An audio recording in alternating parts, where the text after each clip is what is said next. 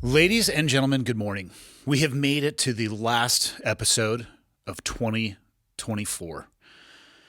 Man, it has been an amazing ride up to this point. I think I've been at the podcast for 7 years now, and I can't thank everybody enough for the support and allowing me to do something that I enjoy more than I thought than I ever could. 2025, if it turns out the way I think it's going to, is going to be pretty amazing.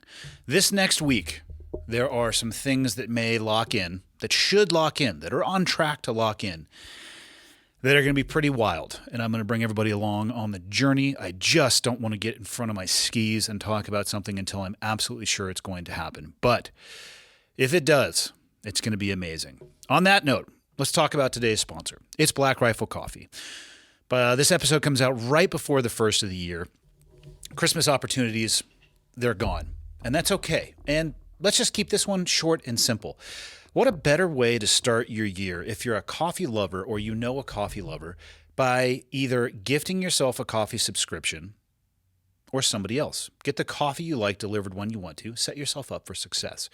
The main page of blackriflecoffee.com right now is showing gift cards because that's a really good way actually to give people things that requires less shopping time up front for you. So there's that option. I've covered the roasts at length. You have the lightest on the far left, extreme dark, or extra dark on the far right. All the things that you can enjoy coffee in, supporting the brand, flying the flag, if you will. It's metaphorical. Sometimes I say that and people ask where I sell flags. That's not what I'm talking about. Samples in bundles, new releases down below. Let's go and see if we can find, though. Yep, if you go to the coffee tab right up top, there's the Coffee Club and ECS, exclusive coffee subscription. That needs to be changed. It's a typo to Evans Coffee subscription. Those are the two places that I am going to point you to begin your 2025. And that's all I have on the business side of the house for 2024. My guest today is Robbie Kröger. He is a fascinating man. And I'm going to say this up front. I think the South African accent, to me, because I can't even imagine what I sound like to him, it could be my favorite. It's a tough one. I enjoy South African. I enjoy Aussie, Kiwi, and Brits. I'm not going to rack and stack them, right? We don't need to get weird about it. But I could listen to those people talk forever about anything, and I still would be paying attention because I love the sound of their accent. Anyway, today's guest, his name is Robbie Kröger, a native of South Africa, now an American citizen living in Mississippi, member of the hunting family, and today's conversation is all based around conservation. And I've had a few of these conversations, shorter form, on the other podcast I do, Change Agents. Rhinos, elephants, poaching, the whole 9 yards. It's a fascinating topic, and one of the things he brings up in this episode that I couldn't support more is this narrative that is no longer true about certain species, and how we can shift the narrative towards sustainment and just the role that hunters play in the conservation ecosystem. It's a fascinating conversation. Can't thank him enough for making the travel up here to northwestern Montana. And with that, let's get into it. Episode number 367 with Robbie Kröger. Enjoy. Okay, got the red smoke. Gun run, north and south, west of the smoke, west of the smoke. Okay, copy. West of the smoke. I'm looking at danger close now. Come on with it, baby. Give it to me. I need it. Get cleared hot. Copy, cleared hot. Super good? Really good. Really good. Super good. I Not like it. Andy. Not you're Andy. looking Me. good. I look good? Yeah. Physically, Okay, good. Perfect. Physically, I and you and everybody in this room and everybody who's ever watched the show knows that it's not possible for me to look good, which I've accepted a long time ago. Could give two fucks. Which ties into, God, it's been a whirlwind week. So we were out in Costa Rica, probably I think the 5th or 6th time we've been. This week. I just got back at 1:05. Damn. With a day in Nashville, though. We were at a Okay. Christmas party in Nashville.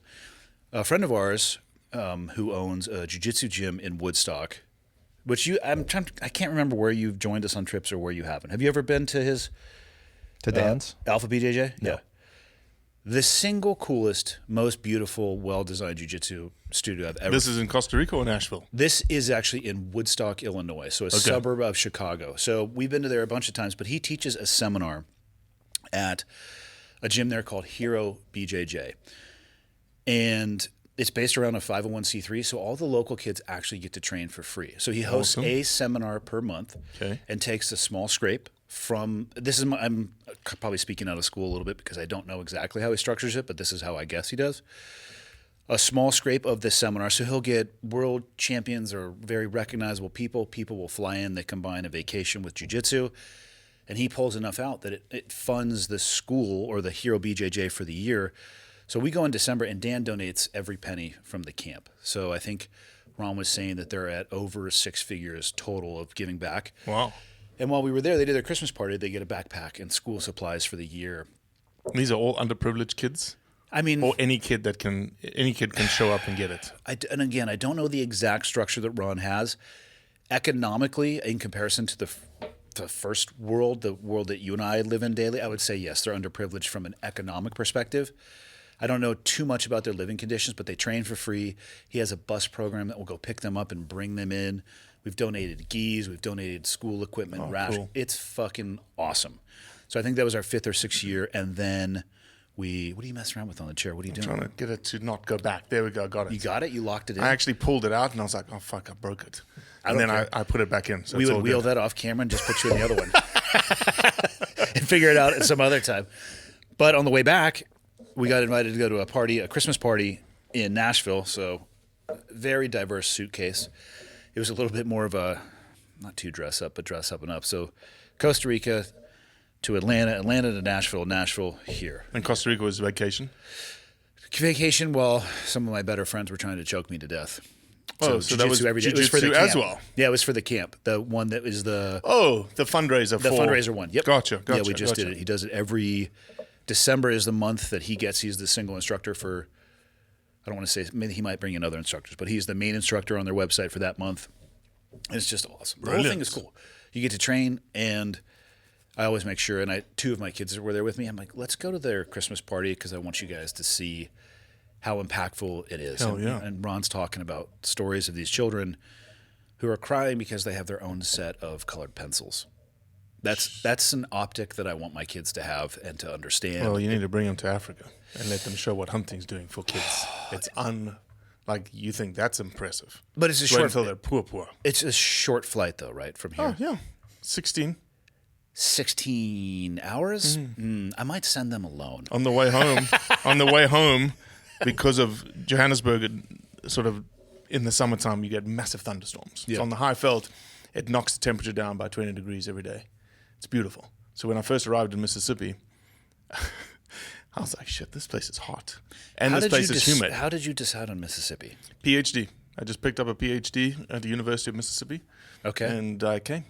And that was it. I was like, all right, let's move everything. My brother had left to go to Australia. My parents were already in Australia.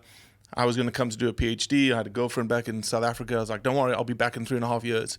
And I arrived And in she was down with that. No, she wasn't, because 6 months later, there was no more girlfriend. And especially with an American accent in Oxford, Mississippi, I was just like, geez, this is the South. Beautiful woman. Yeah. It was amazing. But the weather was crazy. It was hot. It was humid. In the summer, you'll die. Yeah. And I was like, okay, we just need a thunderstorm and it'll drop the temperature. And literally the thunderstorm came. I was like, oh my gosh, this is amazing. And I walked out and it couldn't possibly get steamier, and it got steamier.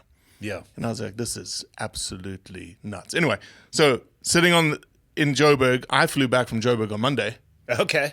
And we were on the runway sitting in the plane for 2.5 hours before the flight home, because you're going against the headwinds. Headwinds is 16 hours and 45 minutes. I don't think it should be legal for a plane to be able to fly that long. I feel like they have 18 pilots up there just rotating 100%. through. It used to be worse. It used to be 8 hours, and you used to land at Dakar, Senegal. Yeah. They wouldn't let you off the plane. You used to they used to wake everybody up. You used to land, sit on the plane for an hour and a half, and then they take off again for another 9 hours. Used to be 18 and a half. So where does your Joburg flight land? Atlanta? Atlanta. Okay. Yeah, there's another direct flight Joburg to Dulles, which United takes. I do. That would be a place. So I've been to Kenya. I spent 10 days in Kenya. That's really my only time in Africa. And you want to talk about a stark contrast between, I'll call it what we have here in America and what others do not. We were at the time I was working for a strength and conditioning company. I was managing their charitable initiatives. We were working for, I think the name of it was Coins for Kenya, to build schools. And so we were there to see what it actually was. And I mean, to go with and walk with the women whose job is to put the water on their head and where they were drawing the water from. And we walked with them and followed the path. Like, that's not potable. And they're just straight on their head. Directly across from us was a clinic. And I'm using that in the loosest of terms. A woman walked in who was pregnant. She gave birth and took the baby home. I believe it was that day, if not the next morning, in a wheelbarrow. She walked both ways by herself. 100%. Yeah, the poverty in Africa is like, holy shit. You can't fathom it until you see it. Yeah, I think it transcends explanation for sure. Yeah, you think you've got it hard, and you think you've seen poor people, and when you see poor people in Africa, they're not sad. They're not like, poor me, pity me. Freaking happy people. Sometimes when I'm in those places, I think they have a more enriching existence because they are not distracted by the bullshit that we are bombarded by 100%. And all the trivial stuff. It's basic life, right? And their trials and tribulations and anxiety comes from, where am I going to eat? Now, these are big things, right? Yeah. Where's the next meal coming from? Where's our water coming from? Am I going to make sure that if you're a young boy or a young teenage boy, is the flock going to the goat flock or the sheep flock or the cattle flock? Is it going to get nailed by a lion today or a leopard today? Or how am I going to protect them, make sure that the family's assets are still intact when I come home? And I'm still intact when I come home, right? That I haven't been smacked. Yeah, it's a different lifestyle. I wish those experiences... I wish that they stayed longer. I feel like, travel back and forth enough where it's more palpable. Even myself, I was there again for 10 days, and man, it is on your mind. It's like front facing of your mind for a good amount of time. But like anything else, it slowly fades. And then you start complaining about things on your $1,000 phone while drinking your $8 fucking latte. And it's a different mentality. It's a different lifestyle. And I feel absolutely privileged to be in the position I'm in, because I get to see it all over the world. It's not just, Africa is an easy, low-hanging fruit example, but I've seen the same thing in New Zealand. Really? First world New Zealand, where you go into part of town that you're not supposed to go into, and there's old, elderly Maori guys that, super sad story, been kicked out of their home by their family because they know that the government will take care of them, the government will house them. And this individual, Mr. Jim, that I got to meet, he knew that we were coming. We knew that we were coming with the camera crew that day. Put on his best, dress. He had a fedora hat on. He had his cane. Just amazing smile. And we were delivering venison that had come out of the woods, essentially, the big forest there called the Kaimanawas. And he was so grateful for the venison and this food bank that was giving him this food through hunting and through hunters. But the fact that he was there was the saddest story. And you're like, this is first world here, man. Yeah. Like, I bet you can find, I haven't spent a lot of time in deep inner city Chicago or the extended suburbs of Detroit. Right. But I've heard and read about horror stories. I feel like on those fringes, even in the first world, you can still find pockets of that. And I think most people live oblivious, and I wonder if it's intentional oblivion to the fact that is, it's easier to not think about 100%. Than it is to actually think about it and then ask yourself the question, is this something that I care deep enough about to actually try to do something about? Well, and I think, to be honest, my total existence with Blood Origins is showcasing, because there's this rhetoric, there's this PR around hunting and hunters that you guys are a bunch of gun-toting. You're evil people. Evil gun-toting hooligans. Not you, of course not. Of course not you. Even though I was describing some of my Instagram posts and the comments people make on them. But it's like, but hey, let's dig a little. Let's go beyond skin deep levels, and let's show you these people that we're impacting in these crazy places in the world. Let's show you the education pieces that we're putting in place. Let's show you the medical clinics that are being built. We're building staff housing, nurses and doctors staff housing in Zambia right now in a community called Kamukezi village. The Kamikaze village is a set of community that got relocated when Kariba Dam was built in Zimbabwe. So Kariba Dam back in the 50s was the largest man-made dam in the world. Incredible place. You can get a houseboat that goes from Kariba all the way to the other side, and you can park your car in it, and it's this beautiful ferry that just goes. How do you across spell that? Michael, did you find Kariba, it? Kariba. It's the beauty of this massive TV. And Kariba, so it's Kariba Dam, that's it Holy right there. shit. It's incredible. It's got this really cool mystic character called Nyami Nyami. Nyami Nyami is this like water beast snake that protects the waters. But you can imagine a valley. You can see how deep the valley is behind the dam. Yeah. Michael, God damn it, go to the images portion. Do I have to teach you how to use the internet? Yeah, scroll up. So interestingly enough, Images. God. you can see how deep it is. And what happened with Kariba when it was first built, obviously it's a massive valley. It had communities in it. And they were like, guys, you need to move. Yeah. You're going to get flooded out. Additionally, there was phenomenal wildlife. This area has phenomenal wildlife all around it. And the Zim Parks guys at the time, so when you start digging into professional hunters, operators, parks guys, Zimbabwe is like the 5-star. They're the tier 1 operators in Africa. Okay. These guys back in the 50s did a thing called Operation Noah. So type in Operation Noah, Kariba Dam. Operation Noah is these guys going onto islands, grabbing rhinos. They didn't have tranquilizer guns. They didn't have nets and whatnot. Grabbing rhinos and walking them through the water off these islands, grabbing snakes, grabbing monkeys, all sorts of things. Look at this. I would have grabbed a really small rhino, even though I deeply appreciate. Look at that rhino there on Michael, the 4. I like the one with the 4 children. This is actually.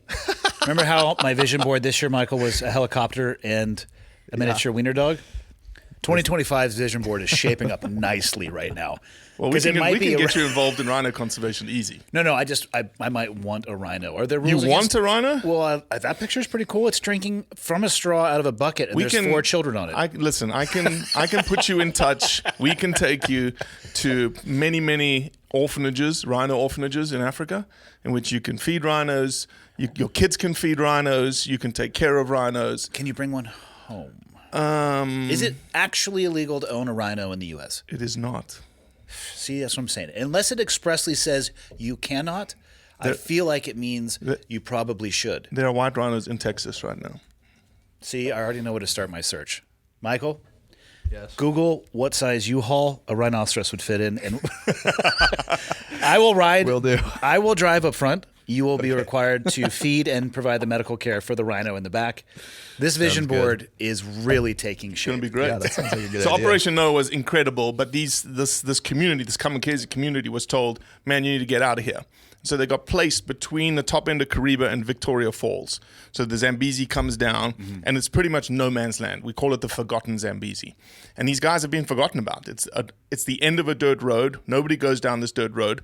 Some random person built a clinic for them, but there's no staff quarters for anybody to occupy the clinic. So they come once every 4 months. If something really happens, they've got an 8-hour walk to the most basic clinic. They've got a 3-day walk to anything substantial from a medical perspective. So we approached Bergara. Bergara is the rifle company. We said, hey, we've got a really cool conservation project for you. Would you be interested in building staff houses, nursing houses, and doctors' houses for this clinic? And here's the letter from the Zambian government that says, if you build it, we will place. We will put doctors in there. We will put nurses in there full time. That's awesome. And Bergara said, absolutely, how much do you need? And I said, I need this much. And they're like, no problems. Now, too, with things like Starlink, where the connectivity and comms, I mean, It's unbelievable. it is, for a remote place like that, can you imagine absent those type of communications? I mean, the doctors would have been just as remote, and maybe they would have had a vehicle to take them on a not smooth road drive for a threat to life limit eyesight. The velocity that technology is increasing, I think, makes that stuff so much more tenable. Yeah. That's amazing. So yeah, it's that project is a pretty cool project, but it just shows the levels that hunting and hunters will go to help humanity. I don't think people understand that. It's I have learned my lesson in trying to change people's minds on social media. It is not a medium, and by that I mean a site like Instagram, which is, hey, here's a picture among millions of pictures, and you might read the first sentence of a paragraph, whatever it is. People are pretty preformed in what they believe, and the algorithm feeds you more of what you engage with. Yep. And instead of arguing and trying to educate them about that, I would rather do something like this. The long form, I think, is the best opportunity to capture the attention, I would say. God, it's hard to change people's minds. Yeah, I'll agree and disagree at the same time. So people say to me all the time, because that's where we live. Yeah. Blood Origins lives in the digital media sphere. That's what we're known for. We get tagged into it's your jam. everything. I get to be in that world for maybe 45 days if I'm lucky. It's your jam year round. So for you 100%. guys, a better strategy. But but there's also people have said to me, what's the point? Like, why are you wasting your time? And here's my typical response. We get tagged into all sorts of posts. You can imagine what we get tagged into. Like Leonardo DiCaprio does something. Dan Bilzerian does something. What did Leonardo DiCaprio do? Let's get to the bottom of this. It was like a wolf post. And it was like Was he wolf hunting management. wolves? No, it was, and obviously he is not posting nothing. Somebody else is posting on his account doing, I don't know what they're doing. Yeah, I'm sure but it he's was got a wolf. fur. It was a wolf post, and we went in there and explained a wolf management position kind of scenario. So whenever I comment on any of these posts, whether it's a person who has 100 followers or 100 million followers, I will write the post in a way that I'm not going to change that person's mind. You'll never change that person's mind, whoever's posting that. But you might catch somebody else. Dan Bilzerian, I did change his mind in an Instagram story discussion. Let me just say that. He went back and forth with you. At 4:30 in the morning. All of a sudden, like 4 months later, I get and luckily I wake up early, 4:30 in the morning, I wake up. 4 months after your response, he hits you up? 4 months later, he just went boom, and I was like, "Oh shit, he's in!" And we literally went. I'll show you. It was a 45-minute back and forth discussion on IGDM to me and him. Really? And I said, "Dude, just come out. You just told me you are cool with hunting. You just told me you're a hunter. Yeah. So why did you post this picture of you in Africa saying?" I've never experienced anything so amazing. I can't imagine why somebody would come here just to hunt for fun. Well, I was like, but Dan. that fun, in air quotes, hunting is what is funding the conservation. Here in the U.S. as well. I don't think people understand whether you enjoy hunting or not, or pro-hunting or anti-hunting. If you enjoy wildlife and wildlife management and people whose jobs are dedicated to research and understanding, those are funded by the hunting industry. Mm-hmm. People don't understand that. Well, that's my job, right? And so in those comments, I'm not changing that person's mind, but I know 100,000 people just read what I wrote. Yeah. And I know Especially that, on Dan's page. or any of those big pages, and 30,000 probably looked at it and went, wow, I never knew a hunter could speak like that. Yeah. Or I never knew that makes sense. Logically, that makes sense. The best response I've ever gotten, it was on one of these big vegan platforms. I can't remember what it was. And one of the responses was, I'm a bleeding heart vegan, and even this guy makes sense to me. That's I excellent. was like, brilliant. Have you ever watched YouTube videos of vegans finding their way back to a nice ribeye? No, there's videos like that. Yes. It's as if the light of the sun is reemerging into their... I mean, there's a lot of people who want to be vegan from a moral perspective, and my baseline stance on everything is, if you're an adult and you're a consenting adult, I don't give a shit. No, I exactly. want you to have your beliefs, and I want you to believe in them as deeply and passionately, be as violently aggressive, and I don't mean like going out and fighting people, but in your belief in those things. I don't agree with them all. And when it comes to the vegan approach, I'm not so sure we're designed to live that way, because some of the testimonials of these people that find their way back to meat, they're like, I feel like I'm alive again. And I want that for everybody. But also, if you want to live on whatever it is, live on whatever it is. Some and of if those it videos works- are amazing. And if it works for you, all the better for you, right? And from a vegan perspective, when I think vegans also get a bad rap. Yeah. Like hunters get a bad rap, because the extremist vegans. Well, they're also savage murderers. Yes, that is true. Yeah. Not the vegan themselves, but there's no way. I think I heard Joe talking about this most recently. There's just no way for any species on this planet to survive without an impact on other species.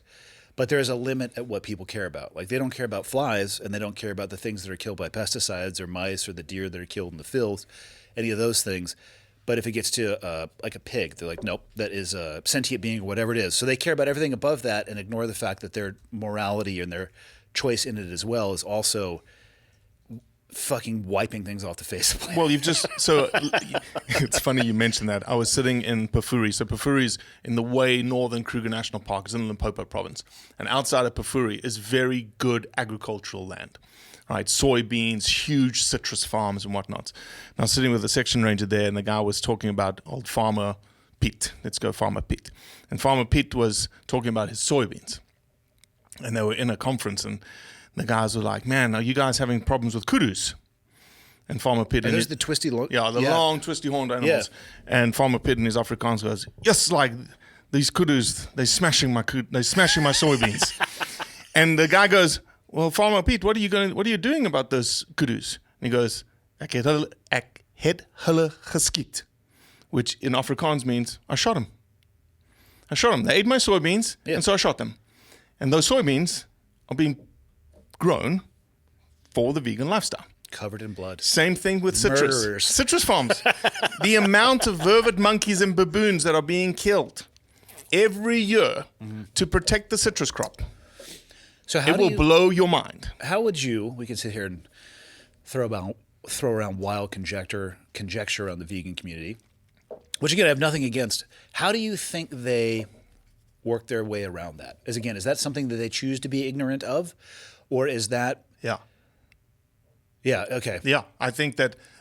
Is that the equivalent if somebody just goes into a Safeway or a grocery store and this is how I get my meat because they want to just 100%. Outsource it to somebody else? And I don't think people are blatantly turning a blind eye to it. I think they're completely uneducated. I think they're completely misinformed. They have no real idea of what happens on the ground for a certain monocrop to be created for them. They have no idea. Same thing with hunting. When people look at hunting, they have no idea what it actually is. They have no idea of the impacts, the benefits, the consequences of the activity of hunting. Mm-hmm. And it's just, for a very few, it may be a blind eye. For the vast majority, you've been misinformed. You've been misinformed by a narrative that is painting the wrong picture for you. So I'll give you an example. And you can replace what I'm about to say, which is elephants, with wolves, with polar bears, with grizzly bears, and we can talk about horses differently. Grizzly bears is a good one because they have gone back and forth here in Montana about to list, delist, what to do. And the court just ordered them to push the report. The report that's been out, that has been required for the last 2 years, court order has just been put in place. They have to deliver before January 20th. Here in Montana? For the grizzly bear period. Interesting. I wasn't aware of that. The one that Hageman has been after, Senator Hageman has been after the entire time. Fish and Wildlife Service, where are you? Where are you? Gone past the deadline. Where are you? Oh, we're working. Court order has just said, you guys need to deliver. Yeah. So there's a huge rhetoric out there, and you probably will, I'd love to hear your opinion. It's called Save the X. Mm-hmm. Let's call it Save the Elephant. And do you believe we need to save elephants? Sure. I love elephants. Why do you think we need to save elephants?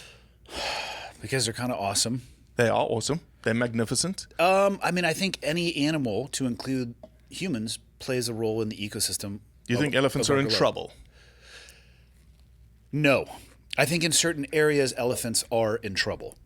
Correct. And it depends on what you mean. I mean, there are people who hunt elephants for just the tusks. Correct. And there are people who hunt elephants for the meats. There are people who think that you can just go to Africa and just go and shoot an elephant as if it's a non-governed or regulated activity. Can't do that. Yeah, exactly. I've had enough conversations with people in mediums like this that I know that they are not in danger. But it is a better narrative to say that they are and to highlight a hunter, the grip and grin photo, what they call in the U.S. That one is, to me, it's tough to swallow. I know why they do it, and I understand the argument against it. Yep. And I have a foot actually in each bucket. To me, I'm just like, not my thing. And also for me, not my thing to hunt an elephant. Me too. Even if I was given the opportunity, no. My grandfather hunted a bunch of elephants in the 50s and 60s in Mozambique. And I know people who have hunted elephants, and you're not going out there. What's the Disney elephant? Dumbo. You're not going out there looking for a random Dumbo. They're going out there working with the locals, finding the one that is probably the oldest. Or the one that's causing the problems in the village. Causing the problems, or is likely not going to make it through the next season. You're not just wandering around like, oh, hey, there's a mother with a young one, and just go ahead and blast the mother. Nope. And from my understanding of people who choose to do that, which again is not a choice I would make, it's a structured approach that probably would do more to save the elephants than maybe that argument of just telling everybody that they're at risk without the population actually being at risk. So I would change save the X, let's call it save the elephant, to sustain the elephant today. Yeah. So the idea, though, of saving the elephant, if you take it on the anti-use, anti-hunting crowd, is a money spinner. Save the wolf, save the grizzly bear, save the polar bear, save the elephant. It's a money spinner. If those animals are doing well, it's not a money spinner anymore, right? There's no need for the money spinning anymore. Yeah. So if you look at elephants specifically, there's hundreds of NGOs that are elephant-specific NGOs, non-governmental organizations, non-profits. Michael, just for shits and giggles, what would you put into Google to find those NGOs? Elephant, just go elephant non-profit. Because I bet you it's just... Oh, it's a laundry list. Yeah. They'll come up with a laundry list right here. And that laundry list will say, and the same thing, if you click on one of their websites, go to that first website right there. Look at them. Wildlife SOS, yeah. Any of these that have an elephant, the first thing you'll see them say is this. They'll say, elephants have declined by 90%, their populations. God damn it, Michael, find an elephant one. That's wildlife in general. There we Elephant go. International, saving the elephants. Click Holiday that out. Look suggestions. at what the first thing it's going to say. Saving elephants and habitat worldwide. Okay, there's going to be some sort of rhetoric in here that talks about Stop the snares, the massive... let's lions and giraffes. And endangered species. So here, protecting elephants, right? They're doing all this thing, living with elephants, endangered species. So is elephant in fact an endangered species? It's a good question. It's actually not listed from IUCN. It's a vulnerable species, not classified as endangered anymore. Yeah. But let's talk about countries. So let's just go around the horn. South Africa. You can't give an African elephant away in South Africa, period. So you want to add it to your board. Yeah. Vision board. Vision board. What, you guys don't have those in Africa? You can't. No, not really. What do you guys call it? We just get shit done. I mean, that could be called a get shit done board. Yeah. This is just a visual representation of the what you're shit not going to want- do. No, of what you want to do. Oh, yeah. That'll never come to fruition. Not if you're lazy fuck. Michael has boards and boards and boards stacked up, and here he still sits over there with the freaking roadcaster. So South Africa, you can't give an elephant away for free. There's no more space for elephants. Namibia, pretty much at carrying capacity for the amount of elephants they have. Botswana, the largest elephant population in the world, 132,000 elephants in 21% of the area of Botswana as surveyed. There's probably 150,000 elephants in Botswana, way over carrying capacity. Zimbabwe, way over carrying capacity. Mozambique, probably at carrying capacity. Tanzania, probably way over carrying capacity. Kenya's a different story. Kenya lost 80% of its wildlife since 1977 because they banned hunting in 1977. So they're building back their wildlife populations today. So how did they lose it by banning it? What happened there? Lost value. Wildlife lost value in 1977. Gotcha. It's the simplest solution to saving wildlife all over the world. If wildlife has value, it's going to stay on the landscape. If you value elk, Which you're I going to do. keep elk on the landscape. You look Yep. at it as an economic asset. You don't want to absolutely kill it. You don't want to decimate it. You want it to grow so that your kids can hunt elk in the future. So I can give you a fantastic example of that. I've been very fortunate through Black Rifle, in Evans specifically, to be able to go hunt a very awesome ranch in Utah. It's not high fence. They just happen to own the terrain that the elk love. Big habitat, big connectivity of landscapes. Yep. Their rules are tight. They want you to shoot an 8-year-old bull or above. And they have wildlife specialists that are working there, and they know exactly how many bulls that they need to kill and exactly how many cows that they need to kill.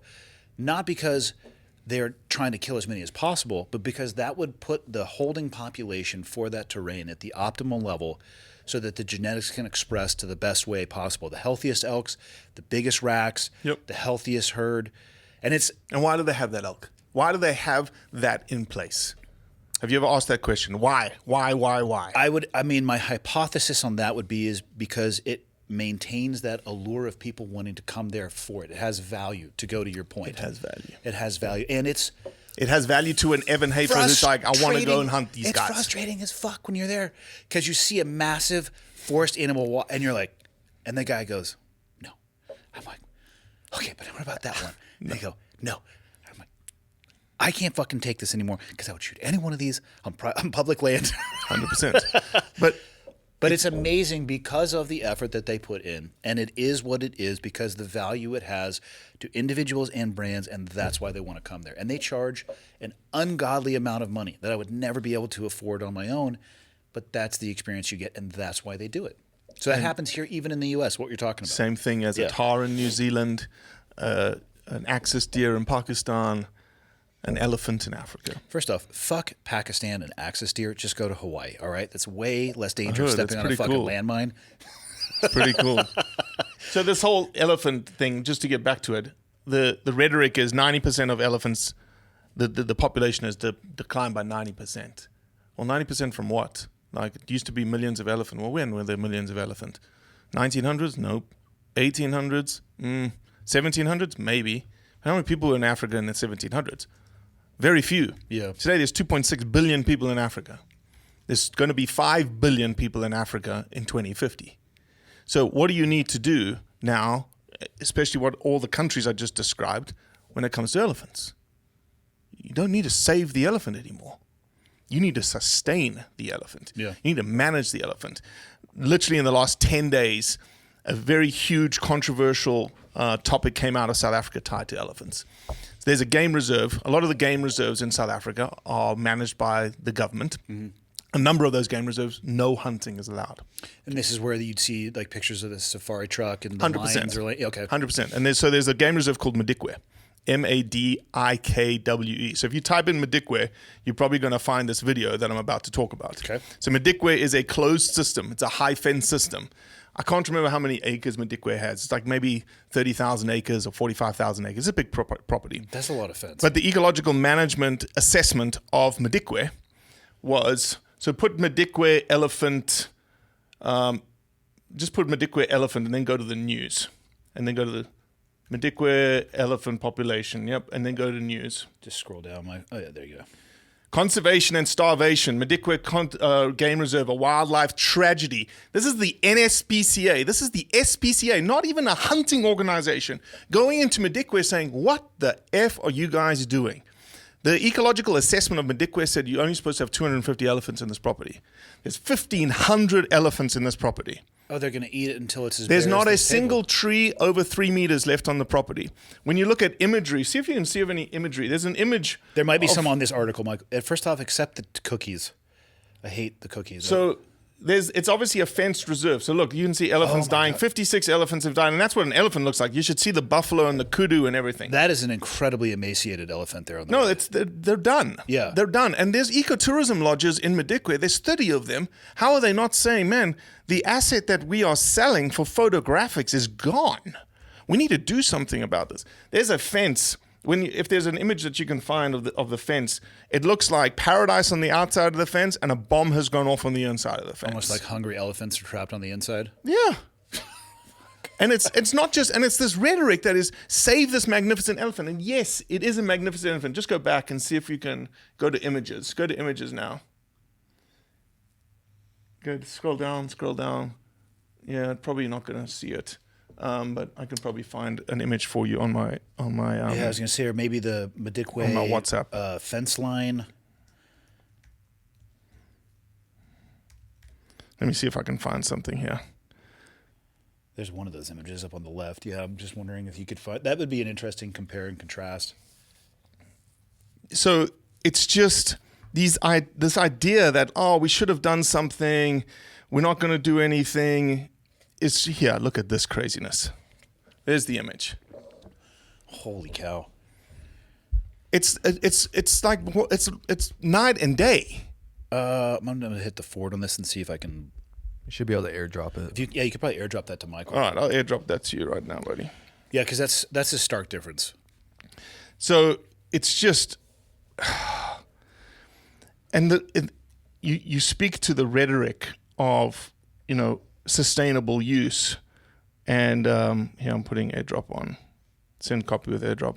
Is your AirDrop on? It should be, yeah. Should be. Computer. And is iMac? Sure. Yep, fire away. All right.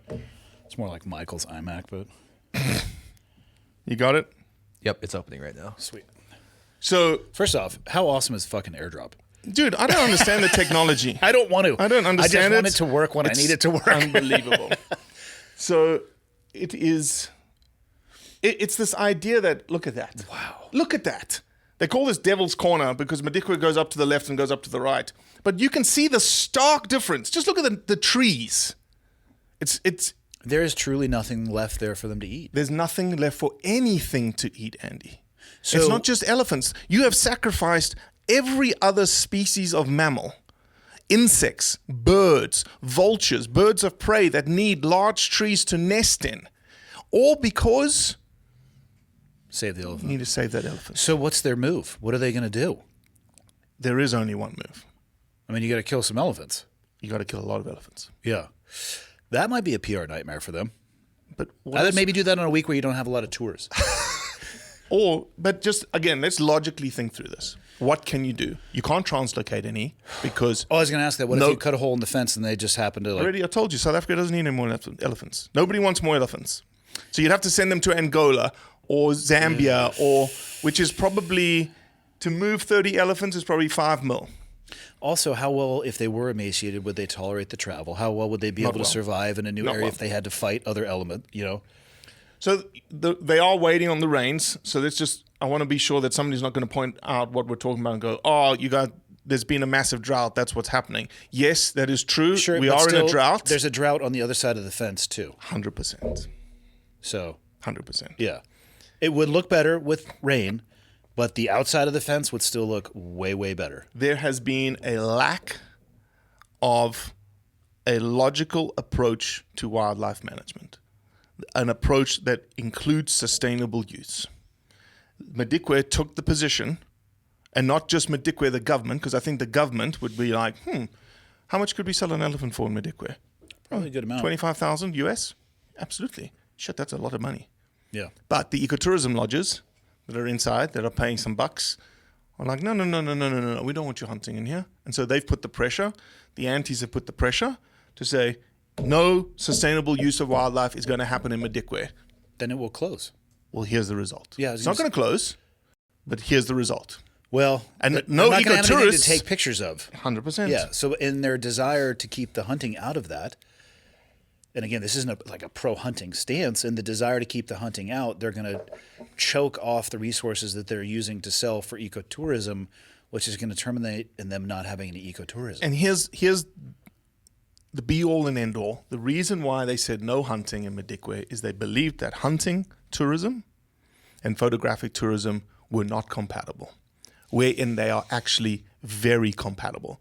It works in many, many, many reserves all across South Africa and the African region, in which you've got areas and you can coordinate it. Everyone's got radios that a hunting company is going to come in and they're going to have a very limited quota.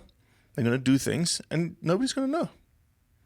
And they're going to generate significant revenue.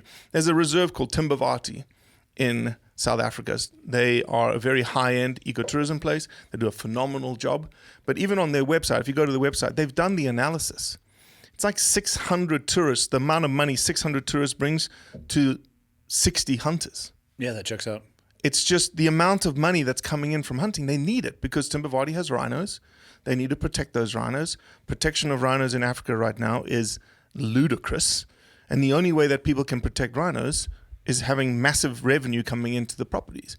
You don't get massive revenue except very few places through photographic tourism. You get it from photographic tourism and hunting tourism working together. There's parallels to the U.S. too for a U.S.-based listener, and you mentioned a lot of the species. So where we are, we're northwestern Montana, grizzlies, and a hot topic in kind of this triangle of Idaho, Montana, Wyoming, Colorado, wolves. Wolves, yep. And just do a little research on what happened when they introduced the old wolvesies back in there. Holy shit! Yeah, But I think wolves, again, the rhetoric, I always come back to rhetoric, right? Because that's what I'm listening to what they're saying. Yeah. They being the anti guys. Yep. The anti-wolf management guys, the anti-use guys.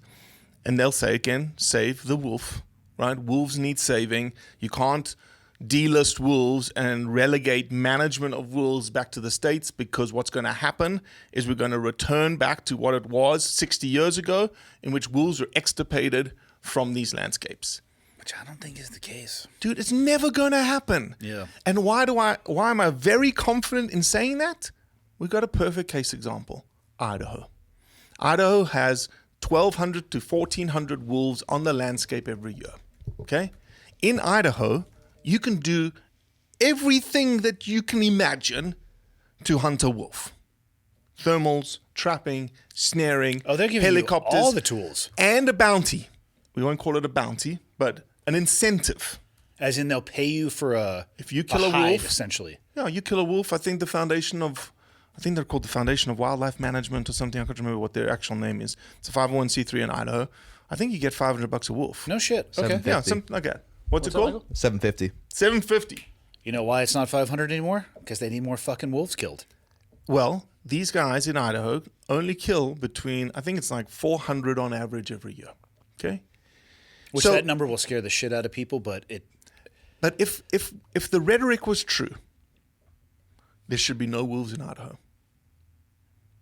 But we still see 1,200 to 1,300 wolves in Idaho every single year. yeah. We're not going back to extirpation. We're not going back to the wolves being endangered. We live in a different system. We live in a very highly regulated system. We don't live 60 years ago, 70 years ago. And wolves are getting, nowadays, I would argue, probably a lot smarter of an animal than it was 60 years ago, I would agree. from a persecution perspective. They adapt just like we do. I understand people not wanting wolves to be hunted. Not that I again, that's another one where I'm not really here nor there. It doesn't spark my fire. Doesn't spark my fire either. But I'm totally okay with somebody who wants to hunt a wolf. I am too, because I understand the conservation and the management aspect of it. Grizzly bears is another one. Not really my jam, but if the people who it's literally their job that specialize in this and they talk about holding capacity and, hey, we have grizzly bears coming into neighborhoods and being habituated to eating out of people's garbage cans.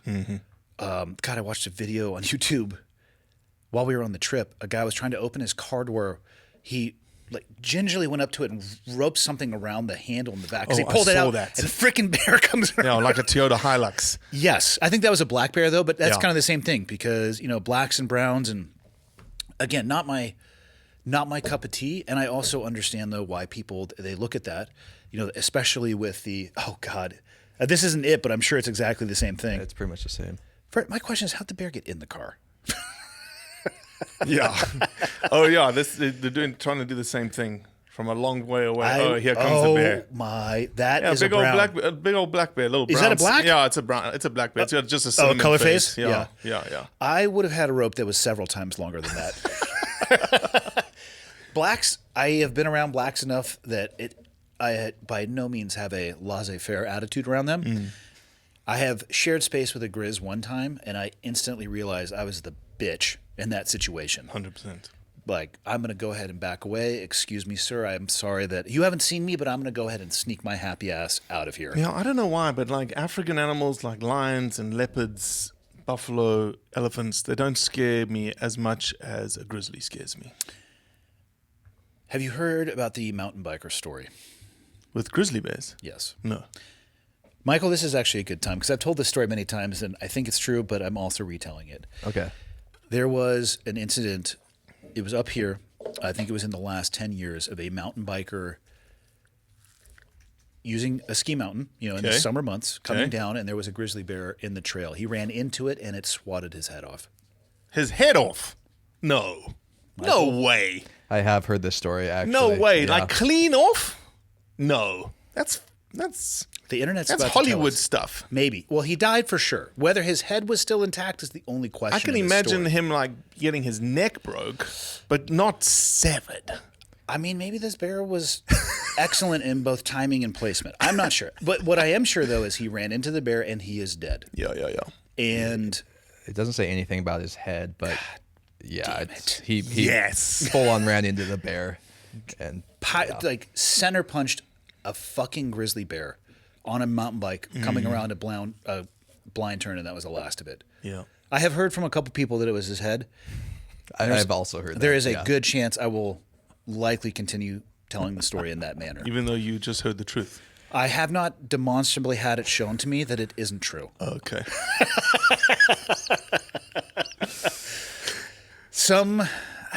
He did die. Yeah, I don't want to Tim Kennedy that. Yeah. You know what I mean, Michael? Yeah. Precision matters. Right. Maybe it did. Maybe it didn't. Maybe it didn't. We'll let the reader figure Let the that listener out. decide. The listener decide for themselves. Exactly. Grizzlies are up here. The guy who makes my T-shirts for the podcast, he has them in his yard.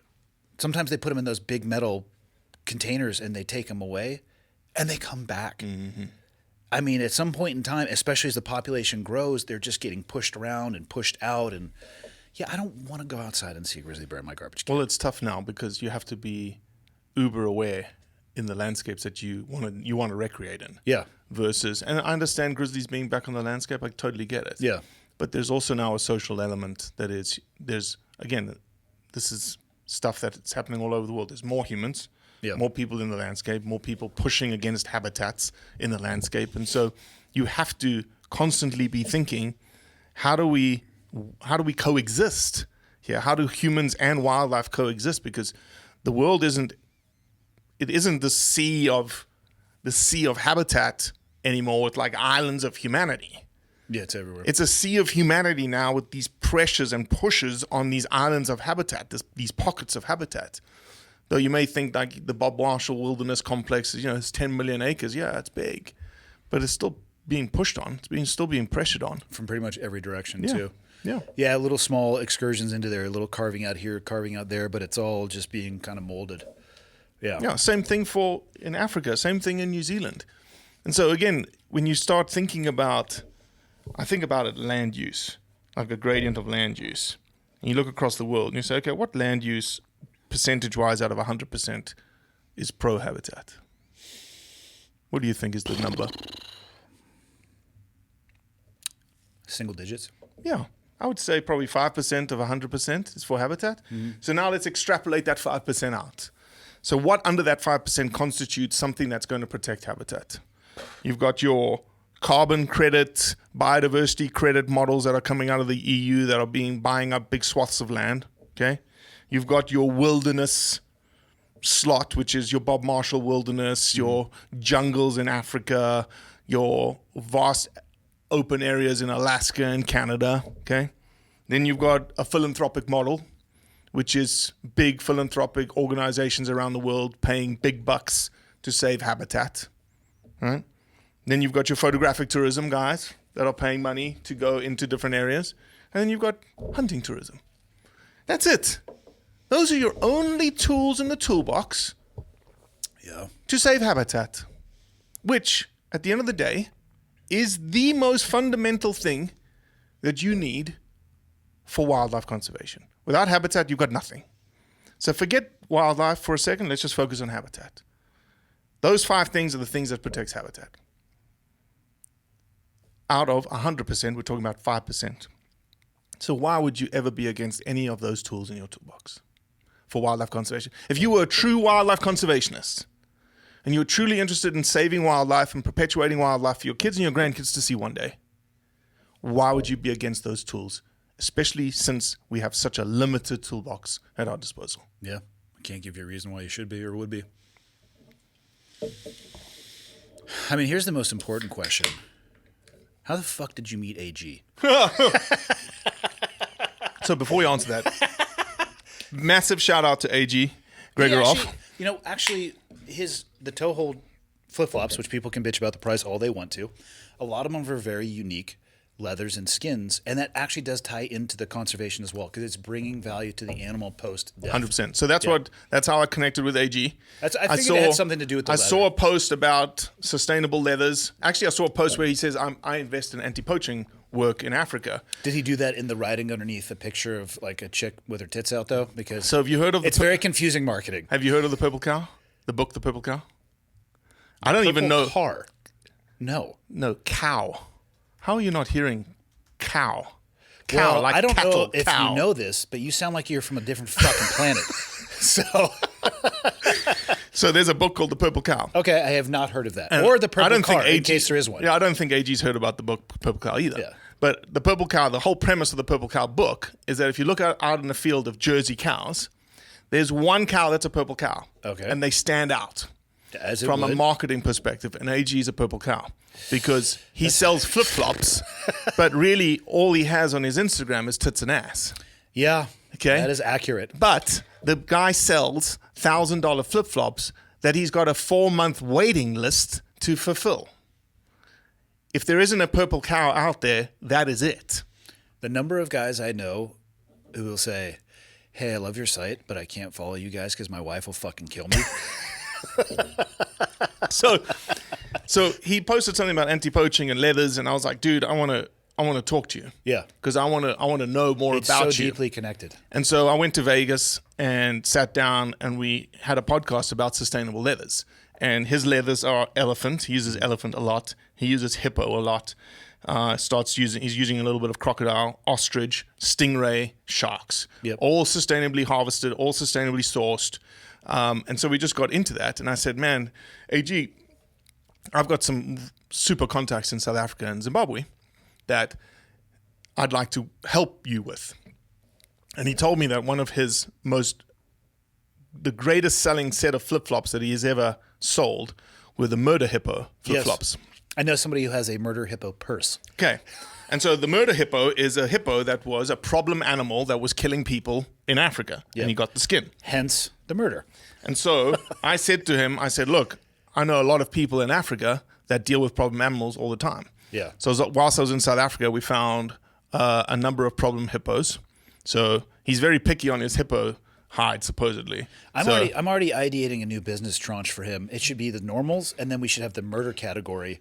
So people, I don't want to tell people what to get, but they can pick and choose whatever speaks to their heart. Exactly. And so probably the one that is easiest to get is crocodile. Yeah. And so the picture that I showed you, and Yeah. I'm not airdropping this to you, Michael, because I showed you it earlier. Can I describe it? You can describe it.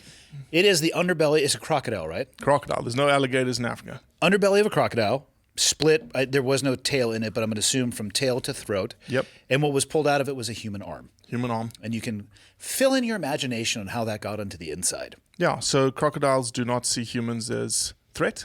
They Just see them protein. as food. Yeah. And so in Africa, people in rural Africa are dependent on water sources for their drinking, for their bathing, for their washing, everything that we take for granted. In the dry season, so at the end of the dry season, everyone knows where the water is and they all know where the crocs are. As the rains come, more water comes available. And so, they go to new water sources, but crocs also move to new water sources. And so these big crocs, these big lizards, just take people left, right, and center. And so there are people, specialist people in Zimbabwe, in Mozambique, in South Africa, that will get issued permits by the government to eradicate problem animals.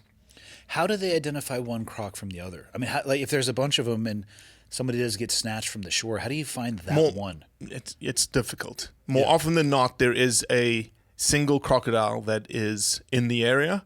Everyone knows about the animal because these guys are people. Yeah, murking people, but also they are very familiar with. These guys obviously know the land, they know the waters, they know the animals, and they're like, this guy, this is the problem guy right here. This is the problem guy. And if you take the problem guy out and people are still getting smashed, then obviously you hit the wrong guy. Yeah. More often than not, that takes care of the problem. And so you've got, and I talk about this all the time because I live it. My life lives this, right? There was a post put up by one of the biggest anti-hunting charities is a charity called Kamagawa. A lot of people don't actually realize when they follow it, they don't actually know what it is. And a guy called Timothy Sykes runs Kamagawa, completely anti-hunting. And so they'll use pictures of hunting trophy pictures to generate money for their wildlife conservation efforts. I don't know where their wildlife conservation efforts go and where the money goes. But for instance, they had a picture of a huge crocodile strung up in the tree and there was a white guy standing next to it. Yep. Okay. Not the greatest picture, but I knew the crocodile, I knew the hunter, I knew everyone in that picture, I knew everything about that picture. And so they posted, we get tagged into it, just like I talked to you about. We'll write a big rhetoric, and what I'll do after it is I'll go through the comments to see if there's anybody that I know that's commented. I.e., did Andy Stump say, "Oh, this is disgusting"? No. Okay. Because I didn't see the post. You did not. You did not. But a very good friend of mine today, Jen Wiederstrom. Why do I know that name? Jen Wiederstrom was one of the original coaches of The Biggest Loser. She's been at Winter Strong. She's Gotcha. in the Bert Soren, Summer Strong circles kind of thing. Oh, sorry about that. You're good. And she commented, "How disgusting, how can humans be so terrible?" Something like that. So I DM'd her. And I said, "Jen, you don't know me, but we run in the same circles. I know this person, you know this person," kind of thing. I said, "They didn't tell you the true story about this crocodile. There were 6 pairs of shoes in that crocodile's belly when they opened it." Fuck. And she said, "Oh my gosh, that's unbelievable. That's horrifying. Why didn't they tell us?" The answer to that question is in the question. Because that wouldn't have fit with their narrative and what they want to do. Yeah. And so from a crocodile perspective, again, let's be logical. What do you want to do in these scenarios? Do you want to help people, i.e. save the crocodile?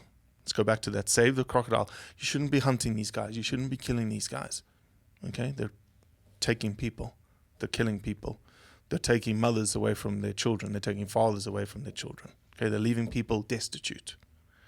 So we should do nothing? No. Should we take them out? Probably 99% of people would say yes in that scenario. Especially if it was targeted towards a problem animal that was habituated towards doing those things. Yeah. Yeah. So that's step number 1. What's the value add to step number 1? The value add to step number 1 is let a hunter come in, spend $18,000 killing a man-eater, solves the community's problem, and multiplies it with a massive economic injection that could then fund schools, that could then fund medical, that could then do all sorts of things. And AG makes flip-flops. And going back to AG, hopefully we can get a couple of these skins out of these crocodiles out of Zimbabwe. Well, walk me upstream from, because he's briefly talked to me about it a little bit. Yep. His production Yep. upstream towards the actual animal itself. How does that process play itself out? So as I understand it, and don't kill me, AG, if I get it wrong, but what he's doing is he's got a broker that is sourcing leathers from all different parts of the world. Most of these leathers, so for instance, if it's a Zimbabwe leather, an elephant leather, those animals were problem animals. And so they're being taken out by outfitters, operators, government workers, because a community has said, "Hey, we've got an elephant. It just took out all of our crops. It just destroyed the borehole. Come in, take it out." They take out the elephant. They take the panels of skin off of the elephant. All of the meat gets used by the community. Yep. That's another fallacy. Everyone goes, "Oh, nobody's going to eat elephant." Bullshit. I've been next to a dead elephant. They started a fire right then and there. They started cooking meat immediately. It is utilized to the nth degree. That is, again, a lot of rural Africans have very, very little access to protein, if no access to protein. So the whole meat scenario from an elephant, a problem elephant, is going to be utilized by the community. The skins typically are never utilized because there is no industry. Again, from a value add proposition, there is no industry in Zimbabwe because the antis are saying you can't use elephant. You're not allowed to use elephant. You're not allowed to derive a value from elephants. So what happens is these panels of skin then go to the government. The government then puts them into their tanneries. The government tans these skins, and then they're offered and used as a trade mechanism out. Is there a black market for that as well? No, not really. I was going to say that would be a tough one. No, not really. Yeah, there's not really, and again, that bothers me a lot when that sort of the illegalness gets roped in with the legal aspect of regulated hunting. For instance, the Fish and Wildlife Service right now has a petition out or proposal out for listing of giraffes as quote unquote Appendix 2 or Appendix 1 endangered. And they list the Southern African giraffe in there because of likeness to endangered Western African giraffes and Eastern African giraffes. And you're like, why are you putting a species of giraffe, a subspecies of giraffe, in the same category as all these others that are doing a shit job, doing a terrible job because they're not utilizing it, and you are hamstringing the people that are doing a great job that are protecting giraffes, that are sustaining giraffes, that are increasing the population of these giraffes, and you're saying, we're going to put an extra hurdle on you, we're going to put an extra permit hurdle on you, just because of potential illegal activities due to likeness. It makes no sense. You're hamstringing the people that are doing the conservation work that you're supposed to be for, Fish and Wildlife Service. How'd you get started in all this?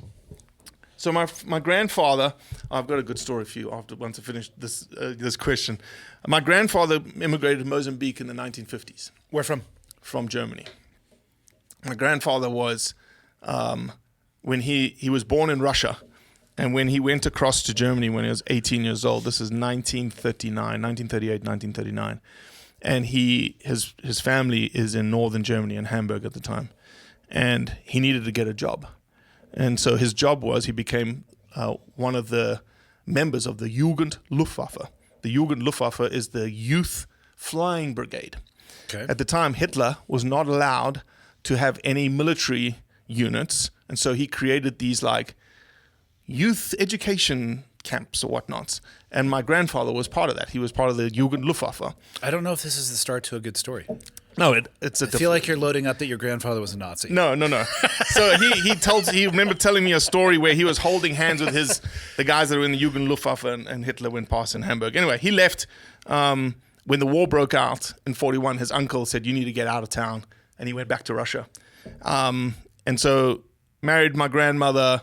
Long story short, he decided, screw winter. He's never going to go through winter anymore, and he immigrated the whole family from Germany to Mozambique in the early 50s. Had he ever been, or are we No, just never. talking dart against a map? He remembers when he was 5 years old, sitting in a dentist's office in Russia, and there was this colored illustration book of Africa for these fucking wildlife, and he's like, "That's where I want to go." All right. And he took the whole family there, and imagine landing in Africa in the early 50s. It was the heyday of Africa. It was Portuguese East Africa at the time, Portuguese colony, extremely well off, abundant wildlife. Like you talk about, like there was Africa of Africa. No like people. The way people used to talk about bison here before we just Hemingway. eradicate- It's yeah. the Hemingway days. It's the Roosevelt days of Africa. Right? I get goosebumps thinking about it.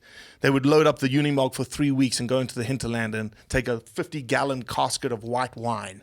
And that's what they would have. And they would go, yeah. My father would hunt. My father was a 16-year-old, and he would hunt impala in the morning for liver for breakfast. That was what my grandfather wanted. You go hunt an impala every morning, you bring him back, we cut the liver out of it. Obviously, the meat is going to be used for the camp, and that's what we're going to eat. And they went elephant hunting, leopard hunting, buffalo hunting, would come back to the rivers. They would come back to their camp at night, and the camp staff would know that they would dig this huge hole in the river bank. There was no water in the river, but if you dug down into the sand, water would percolate into these little pools. And these guys would come be hunting all day long, and they'd literally just strip down naked and get into this pool of water, and they'd have the gin and tonics in the middle of Africa. I mean, that is slightly gay, but I'm here for it. It was amazing. Yeah. That was Africa of Africa. A bunch of dudes in a sand hot tub with gin and tonics with no clothing around. Whew. They loved it. That They is loved it. crossing some barriers and boundaries. So he was a huge hunter, and I never got to hunt growing up as a kid because I grew up in Johannesburg, 8.5 million people. And so all I got was stories, written stories. I never got, like, I would have expected to sit at my grandfather's big leather armback chair with the fire roaring and him telling escapades of elephant hunting or leopard hunting or driving boats down rivers drunk and hippos overturning the boats and stuff, which happened. But he never talked about it. He was never like an audio guy. It was more of a written story guy. Didn't think about hunting, didn't know anything about it. And then I came to the States to do a PhD.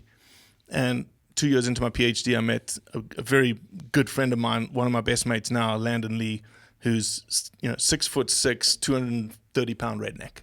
You hadn't hunted up until this point? Nothing. I'd hunted doves twice. That was it. I mean, are we really going to call that hunting? Not Sorry, really. dove hunters. Not really.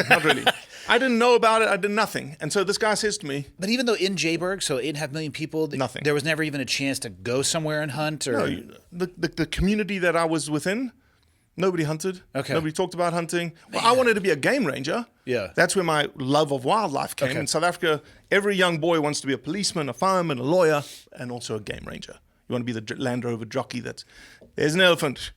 You see that bush, it'll take care of your toothache, kind of thing. And so I got to deer hunt for the first time in Mississippi, and that was it. That was my beginnings of hunting. And as I got, finished my PhD, got a job, got a better job, obviously your hunting arena starts expanding. Yep. And I start thinking about this, and I want to go hunt that. And then I had 2 boys. I've got 2 little savages, not little anymore. They're 12 and 11. But at the time, they were 5 and 4 when I started thinking about this thing. And I was like, man. And I started rereading my grandfather's stories. And there was a story of him in Khabarovsk, which is the town that he was born in Russia. And he would go out of town to go hunt geese. And he talks about bringing geese home as like a 12-year-old boy to the family and being so proud to bring these geese home, right? And I was like, man, I wonder if we can go back to Khabarovsk today. And do you think we can still hunt geese today in Khabarovsk? Probably not today. Maybe. But when you were thinking about this story, it was probably a little bit more tenable for you. True. They're a little busy over there right now. Yeah. Yeah. So it's like, and then he wrote names of people in these stories. And I was like, can we find that person or a relative of that person and talk to them? And that's how sort of the idea of storytelling came about. I don't have a cinematography background. I don't have a videography background. I'm a scientist. But I have a creative side to my science, which is how do we communicate science, what we do, how we do it, how we implement it, the results of it to somebody who has no idea. I think that's equally as an important step as the science itself. Otherwise, you're talking in an echo chamber to the few people that understand. I don't want to use the term obscure, but let's just say topics that may be a little bit more difficult for people to understand or reach. Yeah. If without that storyteller bridge, it's like... Well, that's what's happened. Hunting and hunters are supposed to be the best storytellers in the world. And we've forgotten about it. I mean, not everybody's really great at telling stories. Well, but sitting around a campfire in a hunting camp, it's... You can tell them to other hunters in that setting. It's the story that bridges to the people who will never experience it. Correct. But they could develop an appreciation. 100%. So that's what we started at. And we just started telling... I wanted to tell a hunter's story. I wanted to tell the heart of a hunter. And I wanted to tell it in such a way that would really be gripping. And so at the time I was teaching Sunday school with my wife, and I was using this Christian testimonial platform called I Am Second. I don't know if you've ever heard about it. I have not. So I Am Second is this way, it's this film project that films Christian testimonial projects. And it's this white chair, it's got this one light, there's no B-roll. All you do is they just focus, and it looks like there's 50 cameras around them. It's a straight-on interview. It's not a quarter-turn interview to the camera. They're just straight into Straight lens. on looking at the lens. It's super uncomfortable to watch it. They get really emotional. It's super authentic. It's full of integrity. And I remember watching this 8 years ago, and it was a guy called Josh Hamilton. Josh Hamilton was the pitcher for the Texas Rangers. Okay. Drafted out of high school as a pitcher. When he was 17 or 18 years old, he got into a massive... And this is me recalling when I watched this video 8 years ago. I haven't watched it since. That's how impactful it was to me. That he was in a car accident with his parents. His parents both died in the car accident. Jesus. He turned to drugs and alcohol to cope. And he remembers, and he was living with his grandmother at the time, and he remembers going to bed and having a dream, and he was fighting the devil in his dream. And he was losing.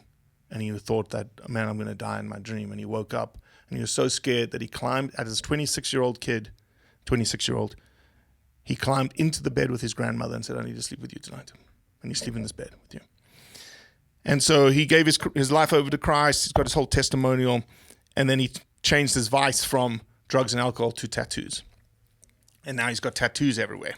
I bet. And he remembers going to bed and having the same dream again, and he started beating the devil.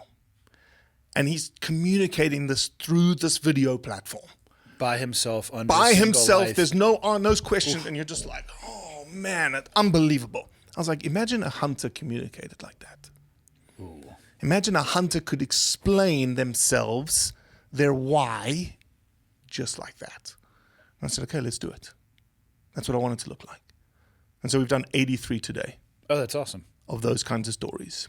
What's been the most powerful one you've heard? It's the single toughest question that people ask me. Probably because they're all awesome. they're all different. Yeah. Right? They're all different. Like we've got Jeff Rowley, who's the professional skateboarder out of California. Which one spoke to you the most?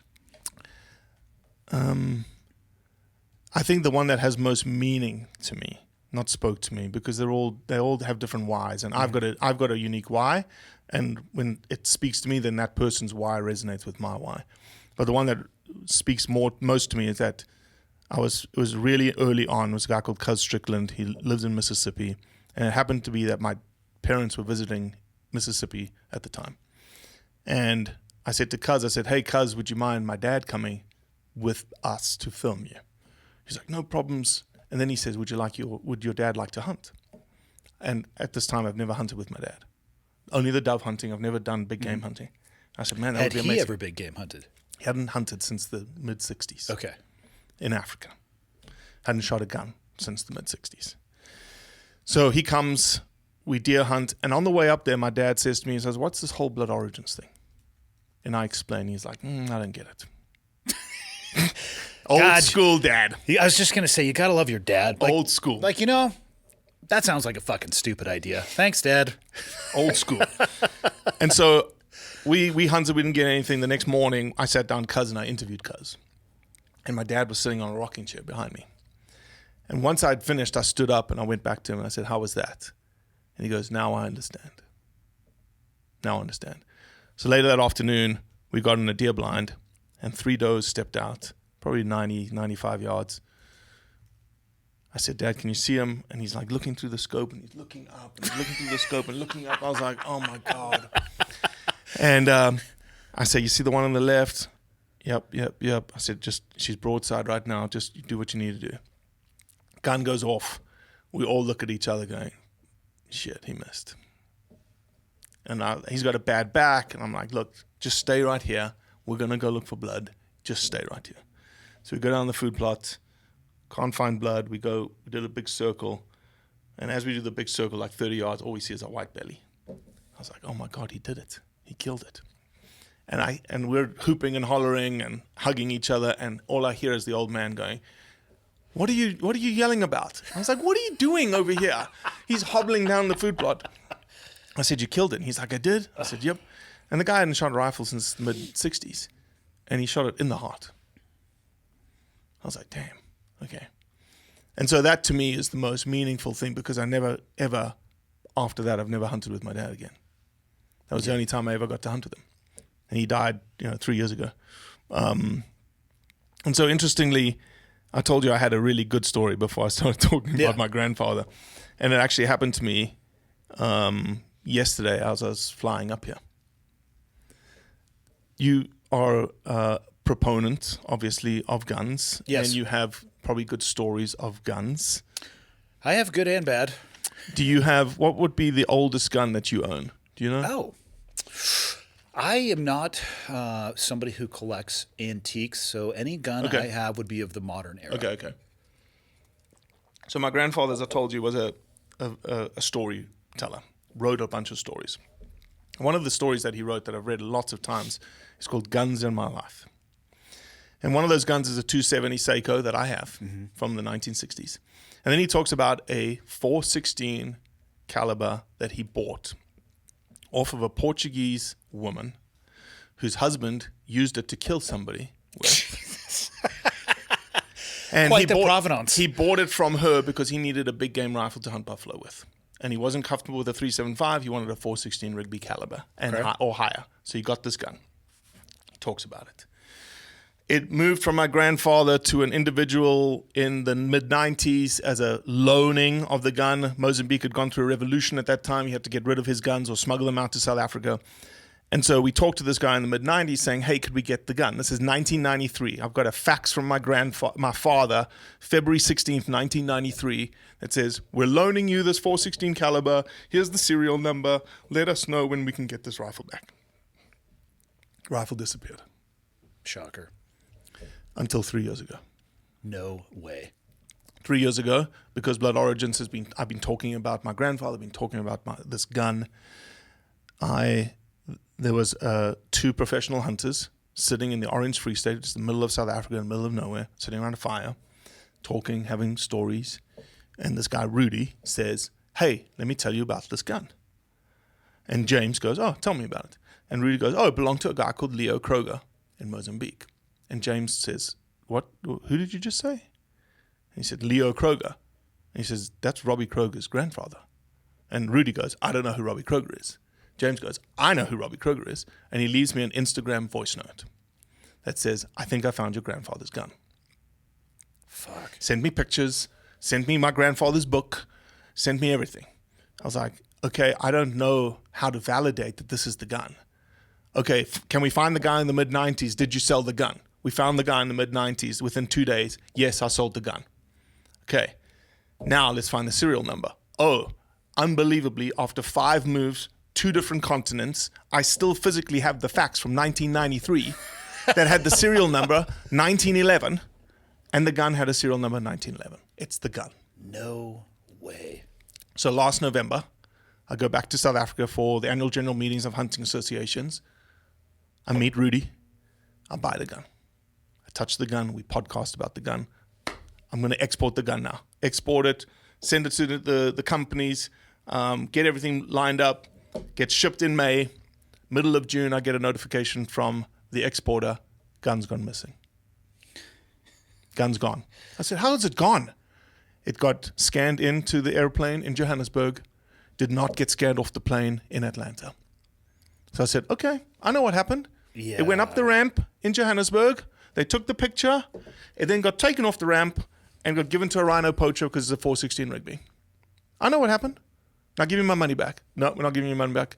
Delta closed the case mid-September. Can't find your gun. This year. Of this year, mid-September. So now I've been in South Africa for 3.5 weeks, and at the custodian's AGM, annual general meeting of a professional hunting association, I meet a guy who's a big fan of Blood Origins. His name is Peter Erasmus. Peter works for Badger Cargo.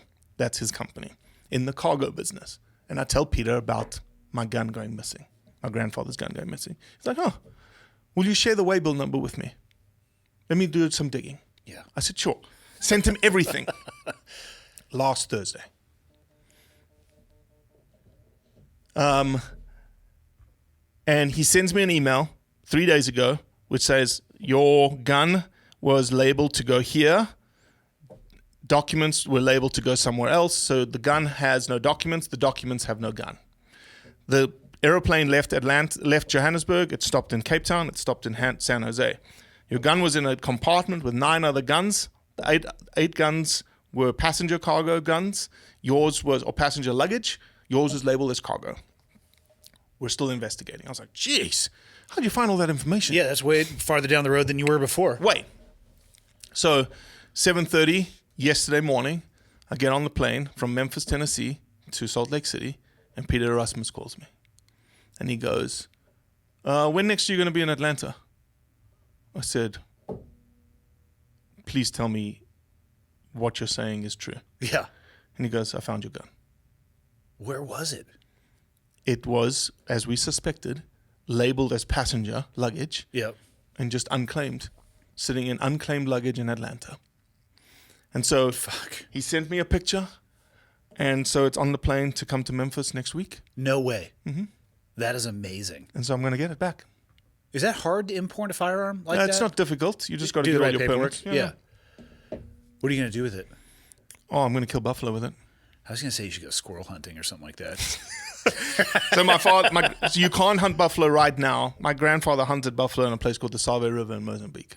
So if you get it here to the U.S., is it difficult to travel with it back to Africa to hunt with, or that's pretty straightforward? Straightforward. Okay. Again, paperwork. Yeah. Right airlines that will accept moving guns. You have to be familiar with people traveling over there to hunt. 100%. Yeah. You've just got to take the risk that I'm going to now put this gun that has now come back into my possession. I was going to say, man, you're rolling the dice again. Exactly. Anyway, I thought that would be a cool story for you. That it just happened amazing. literally yesterday. How hard is it to find ammo for that thing? Nothing. 416 Rigby is easy. Is it? Yeah, everyone creates a 416 Rigby. It's a very, very popular caliber for big game animals. People would think, given my background, that I am a super a gun nerd. I'm not. People would, hey, did you ever, hand load your ammo or any of this stuff? I'm like, it came in a metal green box that had a cardboard brown box, and I put that in my backpack. And if the gun went bang, the gun was good. Yeah. So I'm familiar with the calibers that I used. And my theory actually for hunting is, given that I'm an idiot and I will do things like leaving for a hunting trip without any ammo, I need to be able to stop somewhere local, at least in the U.S., to pick stuff up. So 300 Win Mag, I can find that anywhere. Sure. 416, I don't know. I've never looked for it, but I'm going to start now. You can find it. I bet you I probably could, yeah. I feel like that's a big round. It's an okay round. Yeah. It's not a 458 lot. It's not a 500 Nitro Express. It's not a 600 Jeffrey. It's a good, solid, big game round. Yeah. And people, obviously there's arguments just like a 6.5 Creedmoor to 308. Yeah. There's big arguments in the dangerous game community. What is the best caliber? Well, the best caliber is in the hands of the right shooter, putting it in the right place. I am a firm believer that accuracy is far more important than caliber. Mm-hmm. And just this last hunting season was a good example. I had a friend. That's not a huge debate because the hunting community, I'm not going to call it huge, but there's a debate. 6.5 Creedmoor versus elk. I have killed a few elk with a 6.5 Creedmoor, but you have to hit it soft tissue. You can't. It's not probably going to go through the front shoulder, which is the experience that we had in Utah, and never to be seen again. Never found a drop of blood with a friend of mine. Yep. And people, I got to be 6.5 PRC because it'll punch through. I'm like, yeah, or you can just back it towards the hips just a few inches and just go straight through both sides, and you're going to be okay. And get close enough that, for sure, even more deadly. Indeed. So when you came to the U.S., you were getting your PhD, did you keep a good connection with where you had come from in Jayburg, where you're going back and forth? Because it seems like you're deeply tied into South Africa and hunting and all that. How did you put that back together? It's just, it's the magic of social media. Really? Honestly, like the people Just that I know straight now, networking. the people I know now, the places I get to see now is far beyond what I was doing when I was living in South Africa. Wow. And it's just because nobody has ever decided to do what we set out to do, which is let's just showcase you guys for what you actually do. You've got a conservation project. Hey, we want to build a soccer field. Let's build a soccer field. John X Safaris, Eastern Cape. Let's build a soccer field. And let's tell the world about it. It's called Everyone Deserves to Play. And you talk about giving people education. You give people medical. How about giving people joy? Yeah. Giving people the sense of, hope and laughter of being able to play soccer on a flat field with no rocks. For a lot of people, I feel like, and it sucks to say this, I feel like they may have a difficulty in understanding joy and soccer and the connection between the two, because we are stimulus bombarded.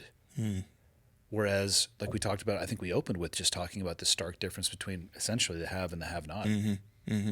So there's just, daily, the amount of stuff that comes into this phone in terms of the mole network that we have around the world now, in terms of, hey, this is happening. Oh, did you see this happening? Did you see this? You need to talk about this. Here's a story for you. Oh, here's a project for you. How do you decide which ones you're going to devote your attention to versus the ones that they may seem interesting, but you just don't have the bandwidth? So in the beginning, it was just yes to everything because we needed to establish that ourselves. only lasts so long. Yeah. So now you get a feel for it. Like when somebody approaches you with X, it's almost like immediate, like, oh yes, I'm in. You don't even have to tell me anything else, I'm in. Or it's like, I've got a feeling like there's something else there, and I'll push back and I'll be like, hey, I need this, I need this, I need this, I need this. And they'll typically won't come back with what I need. And so they'll just disappear into the wind. Or we'll just say, yes, sounds great, just a little busy right now, and we'll put it on the back burner. And so that's the sort of the train that we're on right now. So we've got, if somebody had to cut us off today, so we're a 501c3, we're a non-profit, so it's completely tax-deductible donations to what we do. If somebody said to me, you're done today, we've probably got enough content on the shelf in post-production, in pre-planning, or just filmed that could last to the end of 2026. How many people do you have working for you now through the Just me. Really? But we've got contractors. Of So course, that's the model we have, is that I've got everyone I need. I've got the best, as I say, we've got a stable of the best cinematographers in the world. I've got our main team is a team out of Wales called Slots Media. They do 90% of my work. Africa and New Zealand. They come to the States. There's another great team in North Carolina called Land Limited. They do great work. Land Limited, one of the things that we were very known for this year, I don't know if it came across your radar or not, but obviously Colorado came across your radar, right? Proposition 127 and pushing back against this ban of hunting. We saw this coming 3 years ago. We looked around the corner with the help of folks out of Colorado, and we said we need to do what we do best for Colorado. So we built a film called Lionheart, and Lionheart was talking to the non-hunting majority about what a lion houndsman is, what their heart looks like, and what their relationship is with their dogs and their hounds and the lion itself. And we timed it perfectly. The initiative came through. It went to the ballot. We dropped Lionheart in September, October timeframe leading up to the elections in November. And we certainly had an influence in changing people's minds, and certainly had an influence in spanking them by 11%. Hell yeah, we spanked them. It wasn't just by 1%, by 11%. So in 2025, lions will be back on the docket? Not the voting docket, I should say, back on the ability to hunt. Yeah, they were never off. Okay. They were never off. But they were threatening to be. The petition was, Gotcha. we're going to ban the hunting of mountain lions and bobcats in Colorado. And the public of Colorado stood up and said, no, we're going to let scientists do the wildlife managing. We're not going to let the ballot box do the managing for us. We're not going to let the public manage lions. We're going to let the scientists, CPW, do their job. Yeah. And it wasn't just by 30,000 votes, which is what with the wolf reintroduction, that we lost by 39,000 votes. It was like less than 1%. Yeah. This time we won by almost 400,000 votes, 11%. But that's not going to be the end of it. So they've already started nibbling around the edges in Arizona. So they went to Arizona, same people behind the scenes, and they petitioned the commission in Arizona to say, we want you to ban the use of dogs, of hounds, for mountain lion hunting.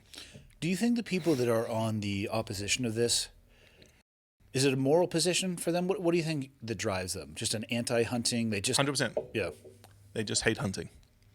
And there's rhetoric and voice recordings out there of the Wayne Parcells of the world that used to be Humane Society, now is Defenders for Wildlife or something like that, who says, our mission is to remove hunting. And we're going to start with the low-hanging fruit, which is predators. God, that is so myopic. Especially if you're going to a grocery store and you're outsourcing you're just outsourcing the killing of the animal. Correct. Not that I would eat mountain lion. And again, that's not my cup of tea. If offered a mountain lion hunt, I don't. And it's bloody delicious, by the way. Are you serious? Unbelievably delicious. I'm going to take your word for that. I am not eating cat. It comes across like a pulled barbecue, and you do it like a pulled barbecue slider. It is unfreaking believable. If we're ever at a place that's serving it, you can have my serving. No, you will eat it. I will not. My wife can tell you I am not very exploratory when it comes to my food. We'll just tell you it's pork. Oh, I will be so pissed if you tell me cat is pork. It's just not my jam. I tried black bear. One of the first animals, actually the very first animal that I killed with my bow was a black bear. And they were in feeding season, and it was in Canada, and they were eating these Saskatoon berries, and they made some sausage with it with the Saskatoon berry in it. You could have fed it to anybody and asked them what animal it was, and 102 out of 100 people would not have told you that it was bear. I haven't had any since. But, gotcha. Yeah. Again, just kind of not my jam, though. Yeah. What, no pun intended, but what is the origin of the Blood Origin name? How'd you come up with that? So it wasn't originally called Blood Origins. It was called In the Blood. And so when you watch a Blood Origins episode, it ends, everyone has their own story. This is mine. It's in the blood. And I'd filmed 3 of them. 3 pilots. And we went to a very famous hunter in the industry was probably a pioneer from a filming perspective, a guy called Will Primos. And I've heard that name. he's an amazing guy. He's out of Yeah. Mississippi. He started Primos hunting. Okay, You probably used a Primos hunting bugle call or hoochie mama or something like that. I knew what a hoochie mama is. You don't want me anywhere in the forest when a call. I can do a cow call. That's all you need. With basically a call with training wheels. Yeah. Little. Yeah. So I was sitting on a couch watching him watch my content, and he turned around to me. Same thing Jim Shockey said to me. He says, "How did you film this?" I said, oh, I won't give out my secrets. And then he said to me, do you own it? I said, what do you mean? And I said, well, I've got the federal trademark. And he said, no. Who else is in your backyard right now? And I said, well, there's this guy in California called Fire in the Blood, had a lot of money, had a Wi-Fi company or whatnot. And then there was a kid in Wisconsin that was like in the blood outdoors. And he said, pivot now. Change your name right now. Interesting. Because you're going to have heartache in 2 or 3 years' time when one of these guys or somebody else does something within the blood in their name, and it's going to refer back to you. And all of this stuff you're going to have to change then. So I said, okay, let's think about this. We want, what is hunting? Hunting is tied to us. It's tied to humans. It's tied to how we originated. If you go back in your ancestry, there is going to be some sort of hunter in your lineage. Where does that lineage come through in you today? It's buried in your DNA. That's buried in your blood. And so it's sort of your blood origins, really. And so when you look at our logo now, the logo was very much blood written, and in the middle of the 2 O's is a helix. Mm-hmm. And so now the moniker for blood origins now is just the helix. So it's a DNA helix that you can easily connect the two for the infinity as well too. Yeah. And so what comes out of the helix is, your family tree becomes the hunting family tree. It also is all of the dots that are connected. If you think the middle of the helix is the hunt, that's where it starts, and then all these dots that come out of the hunt itself. All of these things that are connected to the hunt, connecting the dots beyond the hunt. So that's blood origins, yeah. And we've got some big plans that we're about to expand. We've got some bigger we've been focusing on the anti-hunting rhetoric for so long. But if you take one step back, the much bigger rhetoric that you have to counter is the anti-use rhetoric. Just of the land? Use of people being involved in management of wildlife, the use of wildlife per se, the use of wilderness areas, connecting to the land, all of that stuff. Do you have a bucket list project that you haven't been able to do yet that you're looking at? Pie in the sky. If you could just pick somebody or somewhere or combine both of those and this will be the apex of it all, what is it? Yeah, I think big wildlife conservation. Something that, let's do a $10 million project.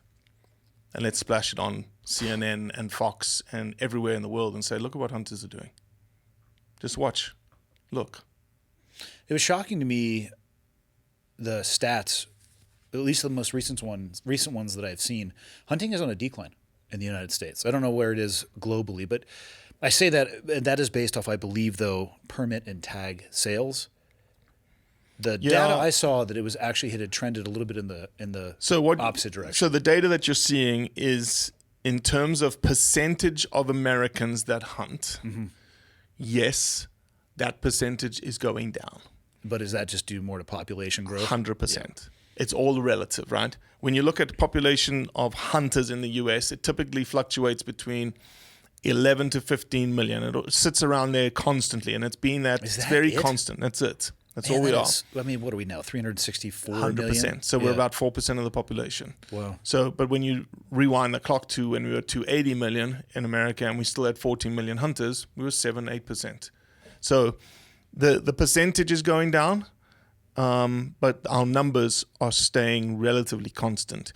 What the tag allotment kind of thing, what you're seeing there is, I think, just an outcome of technology, an outcome of business, an outcome of, people having more resources available and being able to afford different types of hunts, or people saying, well, I'll do the tag application for you.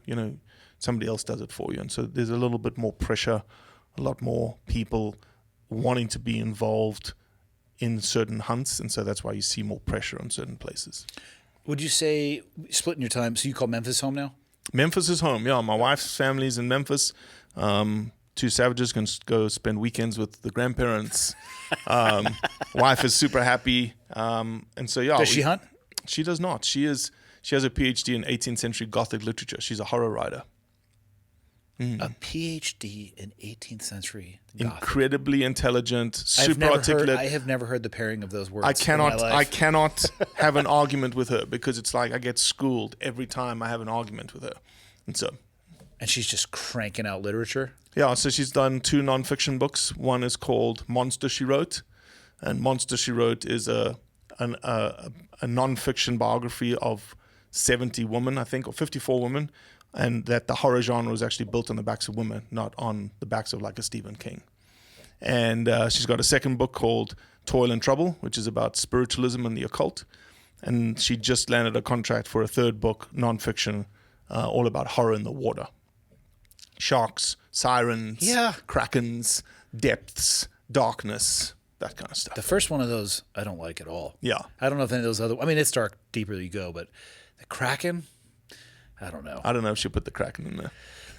I feel like that was early sailors just exploring shit. Yeah. And telling, it was like a tale. It was an octopus that was probably really big that turned into like something that ate a vessel. Yeah. And, yeah. Yeah, so she's awesome. She's got a bunch of fiction books that we've written, but we haven't sold any yet, that are just crazy amazing. Like somniloquists coming into small towns and taking over people's minds and doing some crazy stuff. What is her writing method? Does she sit down and carve out a certain amount of time, or does she just write when she's inspired? The latter. And it's difficult because I can imagine how frustrating it is. For me, I'm like a wake up at 4:30 kind of guy, and I'm working all day long, right? Yeah. As a writer, I don't know if that works. You'd be forcing some shit that just can't. No, come you out. can't. And so she does different exercises. She'll do like a writing sprint, or she'll like say, okay, I'm going to do 500 words today. Whether it's shit words or not, I'm just going to put 500 words down on the page. And it's just this like constant plodding forward. Some days are better than others. Yeah, I always. And it's a personal question because I actually wrote a book, shockingly enough, that'll come out in 2026. I'm almost done with it. It's in the final draft, and I ask every author like, how do you do it? Do you force yourself? Do you just go? Because it's funny how inspiration cannot strike you for long periods of time. 100%. Like, I'm just not inspired. I'm like, you lazy fuck. And then sometimes you just start writing and you get super inspired. Holy cow. I mean, there were days where I could crank out 5,000 words, and it was as if I had just written and just going and going and going and going, and like vomit, and you come back and like, who wrote that? That's actually, that's not half bad. Mm.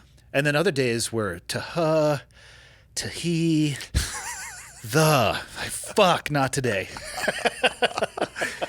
Yeah, it's an interesting process. And I tell you what, every author that I have asked that, they have a different, some people are very regimented. Some people will geographically isolate themselves from everything, get like an Airbnb in the middle of nowhere and lock them, and they literally will not lock them. They'll lock themselves in. They won't give themselves their morning cup of coffee till they get 250 words down. Right. They won't feed themselves.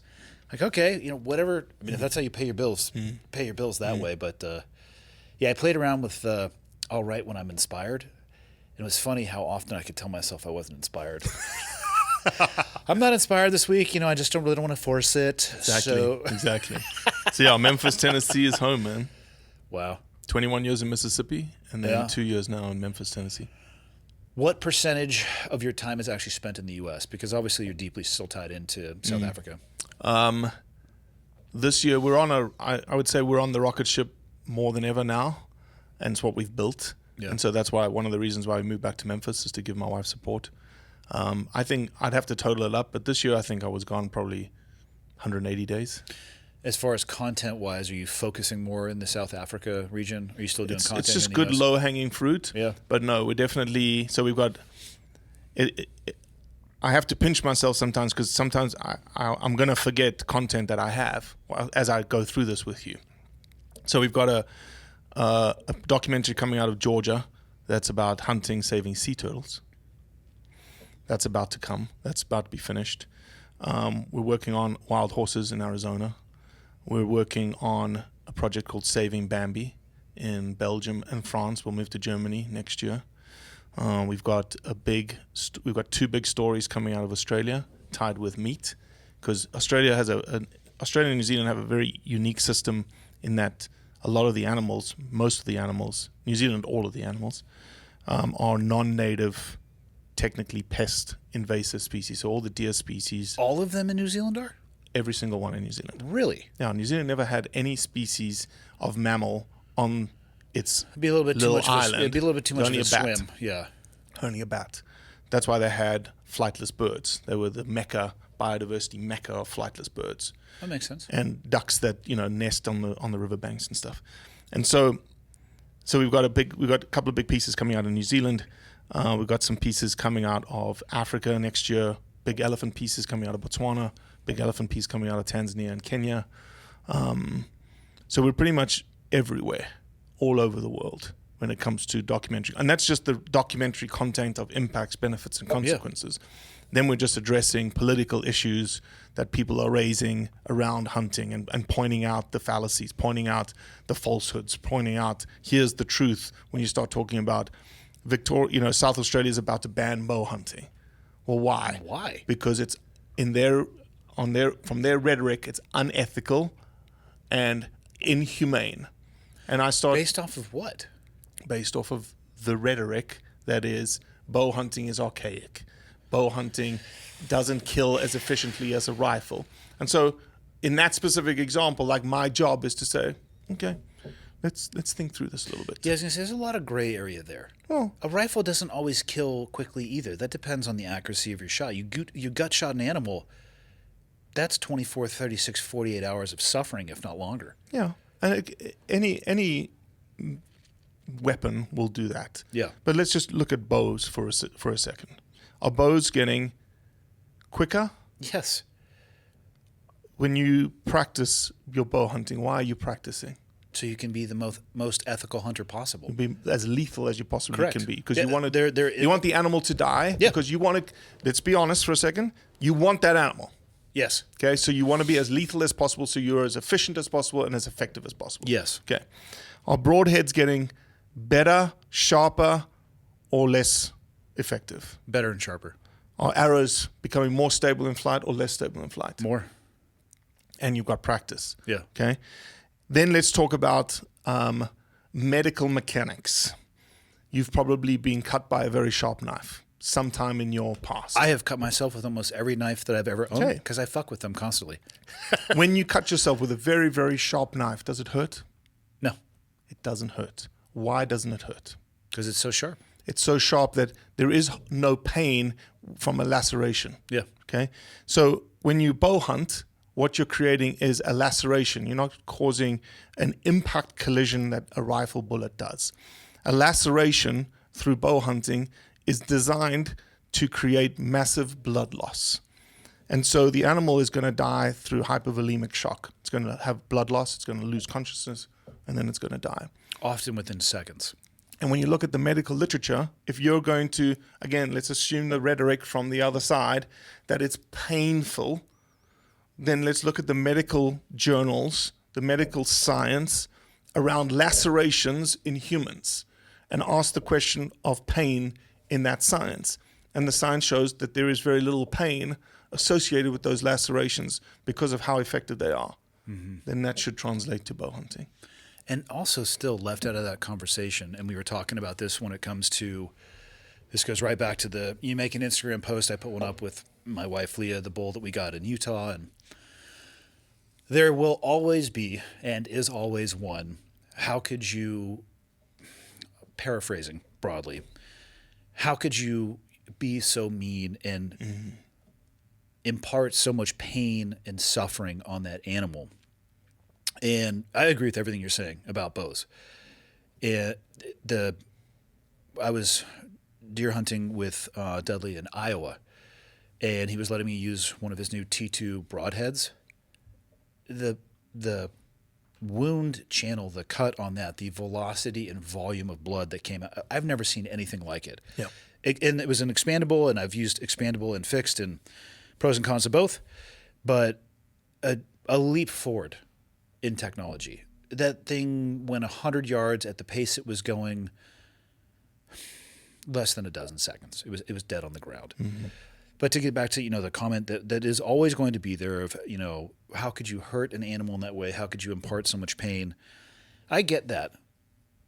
But that also ignores the reality of what the natural life cycle of these animals would look like. In Australia, if you get rid of bow hunting, the animals are all going to die at some point anyway. So you will save, in a long enough time period, 0 animals. Well, interestingly, in the South Australian example, they're getting gunned down from helicopter gunships because the government is using shotgun shooters to reduce populations. And let's say that they decided they weren't even going to do that. 100% of those animals will die at some point. 100%. And if they didn't control the population, we might have a picture similar to what you put up from South Africa, where there's this fence and barren and starving in between. Yep.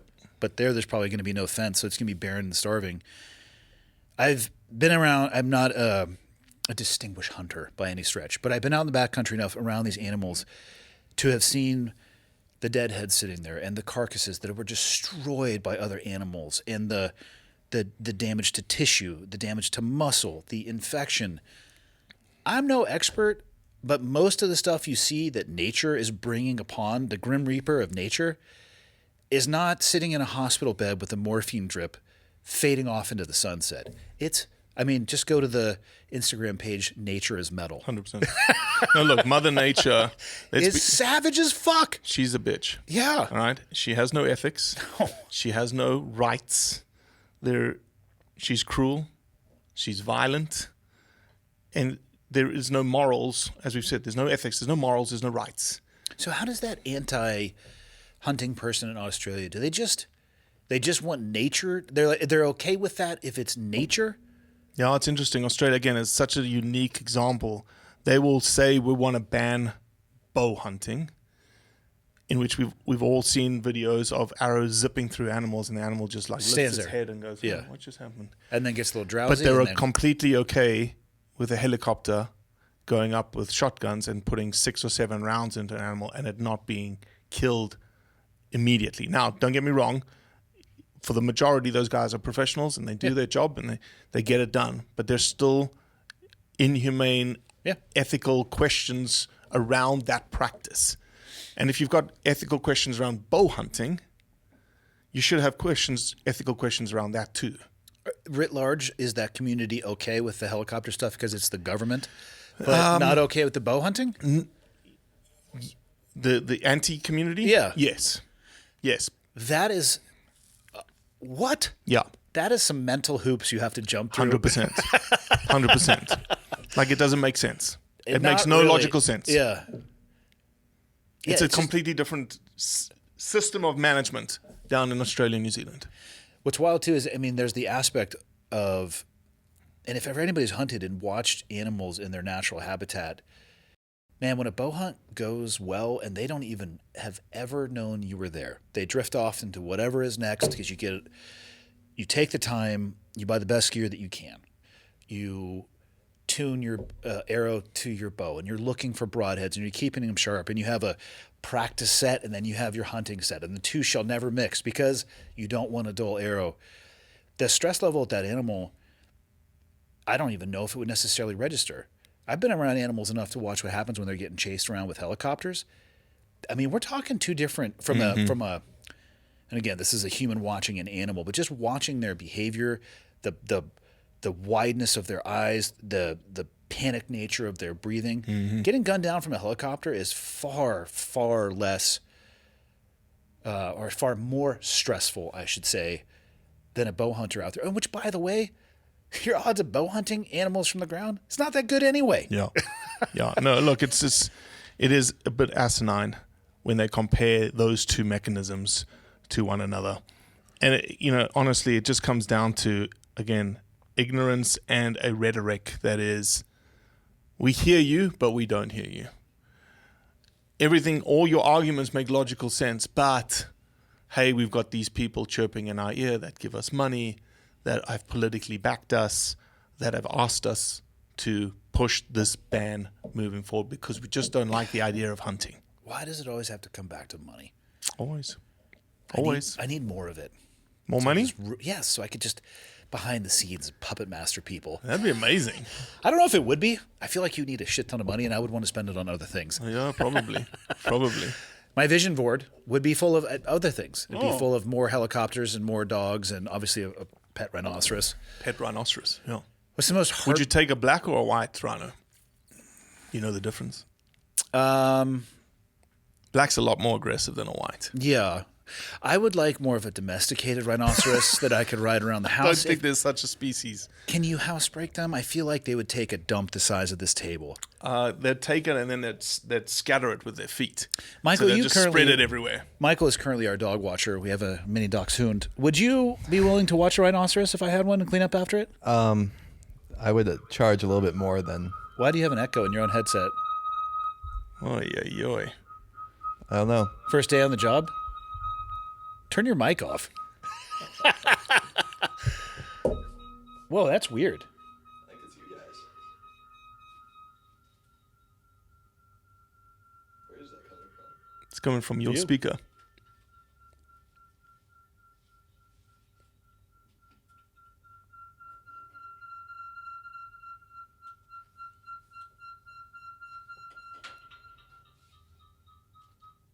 There we go. There's a monitor.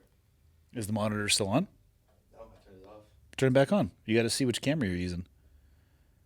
Well, it might go again. Hold on. Well, yeah, if it goes again, though. This is the beauty of the podcast not being live. We can edit that shit out. Yeah, that's the volume's never turned on. Turn the volume on. Yeah, that's what I'm doing right now. There we go. All right. Yeah, that was pretty cool. Problem solving in real time. Yeah, I guess so. Yeah, I feel like you get if, like you watch Javi now. So what would be, the difference? It's really no different, actually. I feel like there's enough room at the house. You got a mini dachshund? Yeah, Mini it's a wiener dog? savage little fucker. I love it. We've got one too. They have the best personalities. 10-pound little thing that just wants About- to burrow into the blankets. I mean, I'll be honest with you. What I love about them the most is their just desire to constantly give you affection. And be 100%. just straight in your face. And Just he will stick his nose in my ear hole. My God. And then somehow it gets like that little anteater tongue and in there or up my nose. And I'm here for it. I was not a small dog guy. They're the I love big best. dogs. They are the best. Yeah. I'm converted. I am converted. Male or female for yours? Female, Short or long hair? short, So we have a male and Snoopy colored, black and white colored. Ours is a dapple. So we have a black, brown, and white. And he barks at everything that is there and most things that aren't. As Michael can probably attest to. They are awesome. Oh, yeah. God, I They mean, are awesome. it's my wife certainly doesn't have to worry about somebody being able to get into the house at night if I'm not there. He's not going to do shit about it, but she'll know that they're there. Mm-hmm. Yeah, but they are absolutely the best. People have to experience it though. Yeah, I love it. I love our little one. What's the most heartbreaking thing you've seen digging into this world? Shit. Because it's not all. I mean, not all stories are good, and not. So Mr. Jim was heartbreaking Yeah. in New Zealand. But when we were filming this Botswana elephant documentary, we got word that a gentleman, a father, had been trampled by an elephant. So we drove out to this village. And when I mean drove out, like we drove to the actual village. That's ramshackle houses and whatnot, dirt streets. And then we drove another 20 minutes out into the bush to this collection of mud huts. And there was a fence around the mud huts. There was just like random poles. Chickens could move through the poles. Nothing else could move through the poles. And there's literally 6 kids from like 6 years old to 1.5 running around. It's dirt. And there's this woman who looks 16. They said she was 20. She was the daughter of the guy. And she told us that, my father got trampled by an elephant. And she didn't cry. She didn't... she had no emotion. Maybe she had expressed all of her emotions already. But the kid that was in her lap was just crying and crying and crying and crying. And it was just so dirty and so dusty. Like the kid's, his peppercorn hair was like almost like gray and or white, and his face was full of dust, and his tears streaming down his face were like making like little rivers of like clean, African skin. And you just sat there and was like, what? This is crazy. And there's no, there was no compensation from the government at that time. They were still trying to figure out what had happened. But she was like, we had no idea, like, what happens next? Like, he was probably the breadwinner. He was probably the one who brought most of the money into that little family collection of huts. Were the 6 kids, were some of them hers, or were they all his? Who was going to look after these kids? Who was going to look after this family now? Like, and that at the end of the day, what strikes home the most is that's the reality for people, right? And you can't turn a blind eye to that, and you can't say that something has to give there. And those are the kinds of things that you have no control over. You have no way to like help them. Like even giving them money would have been like a cop out, really. Well, what are they going to do with it too? So to me, we get to experience things like that, and people's loss. Like we've interviewed a guy. We haven't done anything with the footage yet, but often what happens in the African context is you've got a professional hunter, and you've got the wife, and you've got the kids. And often what happens is the professional hunter will get killed by a buffalo or an elephant or something and leaves the wife and the kids. Well, in this scenario, this professional, I'm not going to use his name, this professional hunter's wife got killed in a car accident, massive car accident. He was at home, she went off, got the phone call, she was dead on the scene. And now this guy's left with 2 kids that are 1 and 2, and he's a professional hunter. And it's like, geez, the roles are reversed now. And what's he going to do? And how's he going to survive? And how's he going to marry this life that he has, which is professional hunting, with these 2 young kids at home? Yeah. And when the story comes out, it's a story of triumph at the end of the day, because these kids now, he takes them everywhere. He takes them hunting. The clients want the kids in camp with him. They know it's part of his family. It's part of like who he is. He's an incredible guy. He's an incredible PH. But you get... and when you're filming a story like that, that happened, probably 5-6 years ago. He gets choked up a little bit, but we get choked up.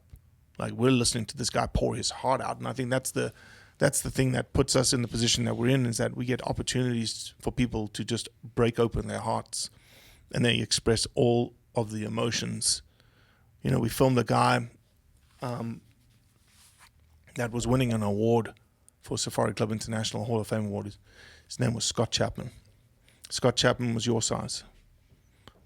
And when we filmed him, he had been diagnosed with pancreatic cancer, and he was walking around at like 160 versus 230. Just a skeleton of himself. Skeleton, right? But still a cool dude, still talked about, what he loved and whatnot. And we filmed him, and it was almost like we knew that this was us memorializing him alive. And, at that time we asked him, we said, look, man, do you want to say something to your wife? He's like, yeah, and he poured his soul out. And I'm crying, and Jesse Phillips, a Marine that does some cinematography work for me, we're bawling. We put the piece together. 4 weeks later, he died. Fuck. Okay? And so now we have to play the film, because you're still going to win the award. We're going to play the film. And we played the film at the last banquet evening of Safari Club International. Full room, 1,000 people in the room. There couldn't have been a dry eye. And who's up next? Who's after the film as the keynote speaker? Is Tucker Carlson. Fuck. Okay? And so we play the film, and I'm bawling. Jesse's there. We're bawling. Everybody is bawling, right? Film finishes, standing ovation. His wife comes on stage, accepts the award on his behalf. I watched Tucker leave. Had to go to the restroom, I think, just before his keynote. He steps up to the keynote and he says, "That's the best film I've ever seen." And there was a line in that film of him saying something along the lines of, "Don't wait." Something like that, Scott Chapman. And Tucker was so good that whatever he had prepared for that night went out the window, because he used that statement. He's just straight off the cuff. Straight off the cuff. Good man. For 25 minutes or 30 minutes, using what he just saw with Scott's film, our film. And I got to meet Tucker afterwards, and again, he was just like, man, that was the best thing I've ever seen. And you can see it. I think you can Google Hall of Fame Scott Chapman.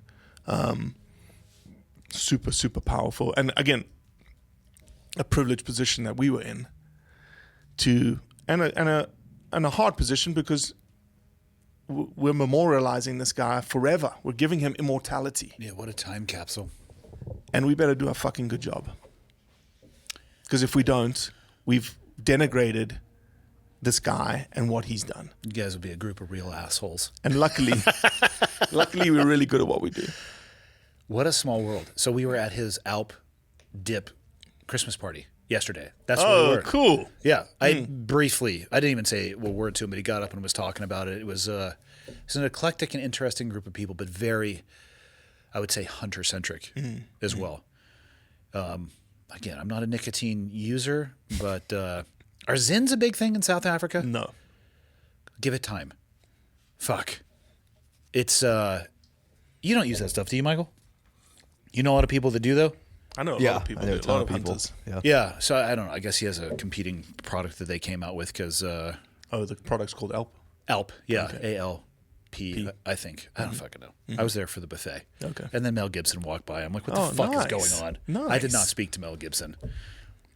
Yeah, you ever in those rooms where there's a person. Also, I just view people as people. Like, I've enjoyed your work. Nice jump off the top floor, handcuffed to that guy in Lethal Weapon 1. You know what I mean? Like, even though it's probably your stuntman, but they're people, and I just don't care. And if I'm ever around where there's this person and 50 people trying to talk to them, my move is I go the other direction because I don't want any part of that shit. So he walked by. I was like, okay, I think it's time for us to leave. Small world for sure, though. The narrative around save the fill in the blank. Is it possible to change, or is it 100%. you think, or is there always going to be some level where that's just the protagonist versus the antagonist? I think that'll always be. Yeah. I think if you look at the last, 25 to 30 years, and don't get me wrong, for the 80s, 90s, early 2000s, we needed it. We needed Save the X. We needed it. And that's why we have strong populations of all these animals. But today, given the booming human population, that narrative, that thought process needs to change to sustain the X, use the X. And so there's always going to be, you're never going to get rid of that crowd that says no. Yeah. But I think through the work that we're trying to do, the stories that we're trying to tell, the logic that we're bringing forward, the truths that we're bringing forward, showing case examples of how it works, all of that is we're starting to tell our story for the first time in 30 years. Tell this side of sustainable utilization of wildlife, how it's benefiting people, how it's benefiting wildlife, how it's benefiting communities. And all of a sudden people are realizing, going, oh, I have a similar story like that. I'm going to talk about it. I'm going to tell about it. I'm going to share a post about it. All of a sudden you start seeing this tsunami coming of more narrative, more people talking about it, thinking about it, telling people about it. And all of a sudden we have the opportunity. I see it all day, every day. I see change all day, every day on social media. What, for the stories that you're telling, what's the platform that people can go to, the best platform to digest it? Digital media. So YouTube-ish, or do you Yeah. put it behind? Is it? Yeah. I mean, on the Blood Origins website as well, or Everywhere. Okay. Yeah, just type Blood Origins into Google, into YouTube, Instagram, Facebook. You'll find us. We're Yeah. not hard to find, like Deion Sanders says. Is Deion Sanders hard to find? Nope. Okay. Does he say that he is? Where does that Nope. reference come from? It's what he says. I'm not hard to find. If you have a problem with me, I'm not hard to find. I feel like he's probably not that hard to find. Well, then you have a podcast too. We have a great podcast. How do you guys structure your podcast? Just a super intellectual, articulate conversation about topics. How do you have a structured? I'm always fascinated by talking with other people who Yeah. do it as well. Do you guys do a structured release when something strikes you? How do you guys- 100%. Yeah. So if there's a hot topic happening anywhere in the world, again, we like to be the spear tip of that topic, and we'll have a podcast out on it within a week. And we'll have talked to the person on the ground. We have the mole network. We can find the contacts. We'll drop the podcast. And we have the beautiful thing about our podcast is that it's not America-centric. So, and we release a lot of podcasts because people pick and choose what Yeah, they want to for listen sure. to it. Oh, Rhino Conservation in South Africa. Oh, I want to listen to that one. Oh, Robbie's talking to a vegan who became a hunter. Oh, I want to talk to that one. Oh, Australian bow hunting. Oh, Tarmageddon in New Zealand. Oh, Saving Bambi and the Bambi Rodeo Conservation Project in Belgium. Oh, I want to listen to that. It is varied across the board, and it goes from strong, hard-hitting discussions of people that have different opinions of mine to non-hunters becoming hunters and understanding why they decided to span that chasm, to people that have an issue with me. And I said, okay. Like Jen was beautiful. Jen, if you want to listen to a podcast of ours that really explains what we do, go find Jen Wiederstrom's podcast with us. Do you happen to know which number it was, or just No. Just type it in, Jen Wiederstrom, Blood Origins. I think it's like 418 or something like that. All right. But I said to her, and I do this a lot, I said, if you have an issue with me or you want to ask me any questions, let's come on the podcast. You ask me any question you want. I'll give you an honest, truthful answer right then and there. It's not pre-planned. You haven't given me a list of questions. You ask the question, I'll answer your question. Yeah, and they don't have to agree with it. I think that's the beauty of this particular long-form medium, especially when you have somebody who can sit across the aisle ideologically. I've had plenty of conversations where at the end of it, it's like, we are going to have to agree to disagree, but I'm totally fine with that. Yeah. And I think society needs to trend in that direction. I think the United States specifically, man, this last election cycle, Yeah. I don't know if it would appear, and this is the issue that I haven't wrapped my head around, is appearances versus reality. What we see in the media, social media, TV, a screen of any kind versus what I see with my own eyes, there's a large disparity there. It would seem like most of the U.S. was pitted against each other, neighbor versus neighbor, left versus right. In my own day-to-day, I didn't see a lot of that with my own eyes. Mm-hmm. But I saw a lot of it when I was looking through, the mediums of media or social media. Yeah. So, yeah, the U.S. could do a little bit better, I think, to try to find some common ground, come together just a touch. Mm-hmm. Are you, did you get your citizenship? Oh, yeah. 2013. Super proud to be an American. You probably know more about this country than most Americans, because I feel like that test is relatively difficult. Well, it's funny. I've got, again, storytelling and stories is a part of my life. So when you do that test, you have to memorize. There's 100 questions that they can pull 10 questions randomly from. Okay. Did you know that? No. So there's 100 questions you have to learn.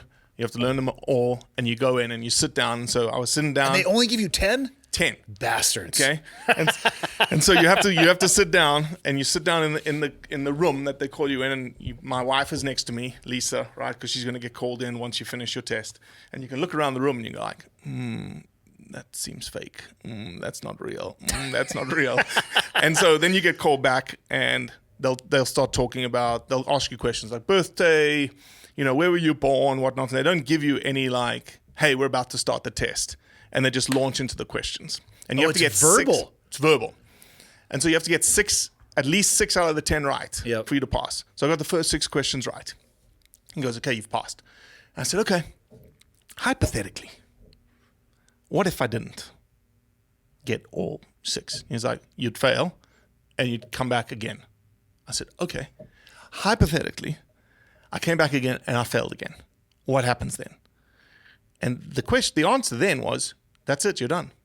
Really? You can't be a citizen. 2 and done. 2 and done.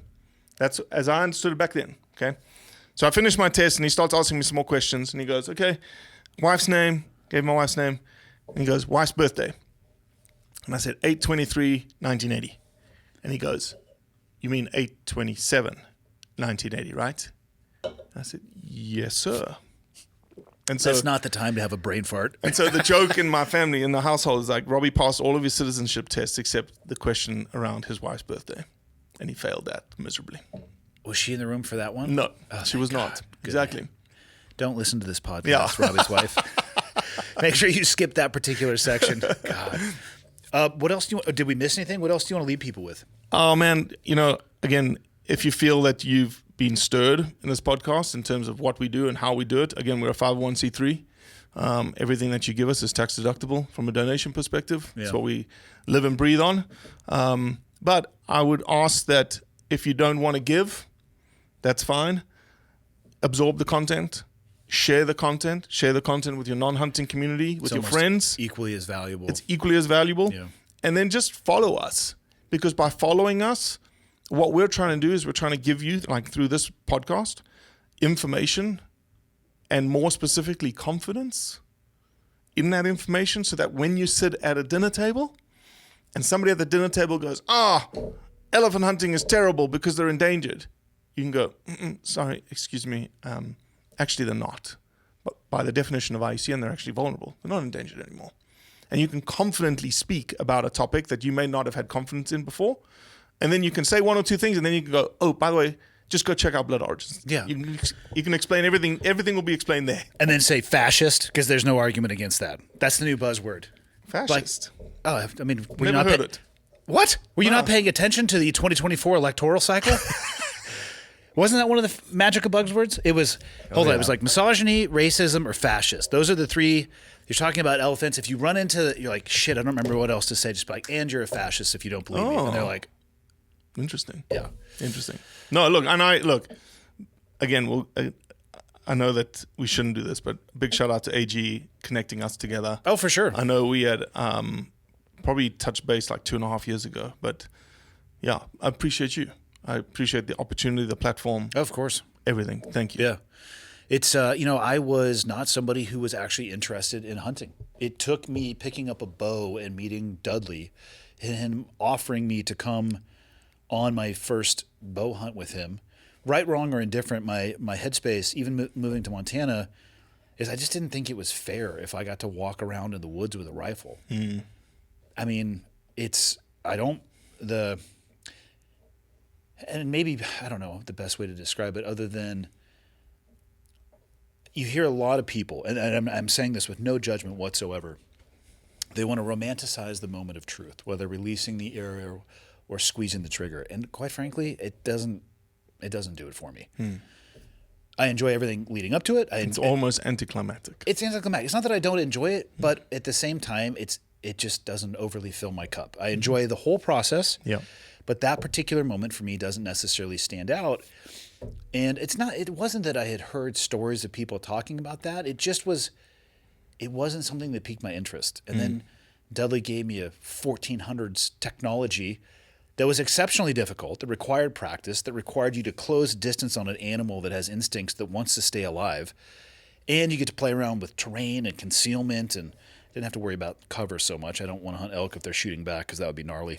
But for hunting, probably should be good with concealment.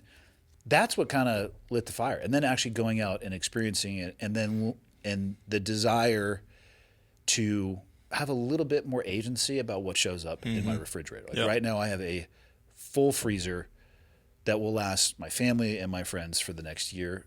And I think that's super cool. Yeah, 100%. And that's my jam. And if that's not their jam and they want to go to the grocery store and hunt that way, which I'm going to say is a little bit easier than with a bow and arrow, even though I have seen some amazing Instagram videos where people go into the grocery store with like a kid's bow and arrow, and they're in the cereal aisle, and they're like Cheerios. So everything that they put in their basket, they have like a little arrow in. Yeah. Like, all right, that's an interesting play on it. Hilarious. Yeah. Well, big shout out to Dudley. He's a big fan of ours. He moves the needle. He's a very. I like him a lot. Yeah. He's controversial. Is he? I think the hunting space is just kind of Yeah. controversial. You know, people. He's received a bunch of flack for some things. And I've had conversations Welcome with him about to the fucking club. Exactly, 100%. But he's a big fan of Blood Origins, and we spent some time earlier this year turkey hunting together. That's awesome. And big fan of his. Cool. How about yourself personally on social, or are you just tied to Blood Origins? Yeah, I've got a personal social, but fuck it. It's just family. Cool. Best website? Bloodorigins.org. Just type in Blood Origins, man. Right. You'll find us. Again, not hard to find. And you came up here from Bozeman today? Are you staying or are you driving back? Driving back. Oh, let's get you on the fucking road. Thank you. Ciao.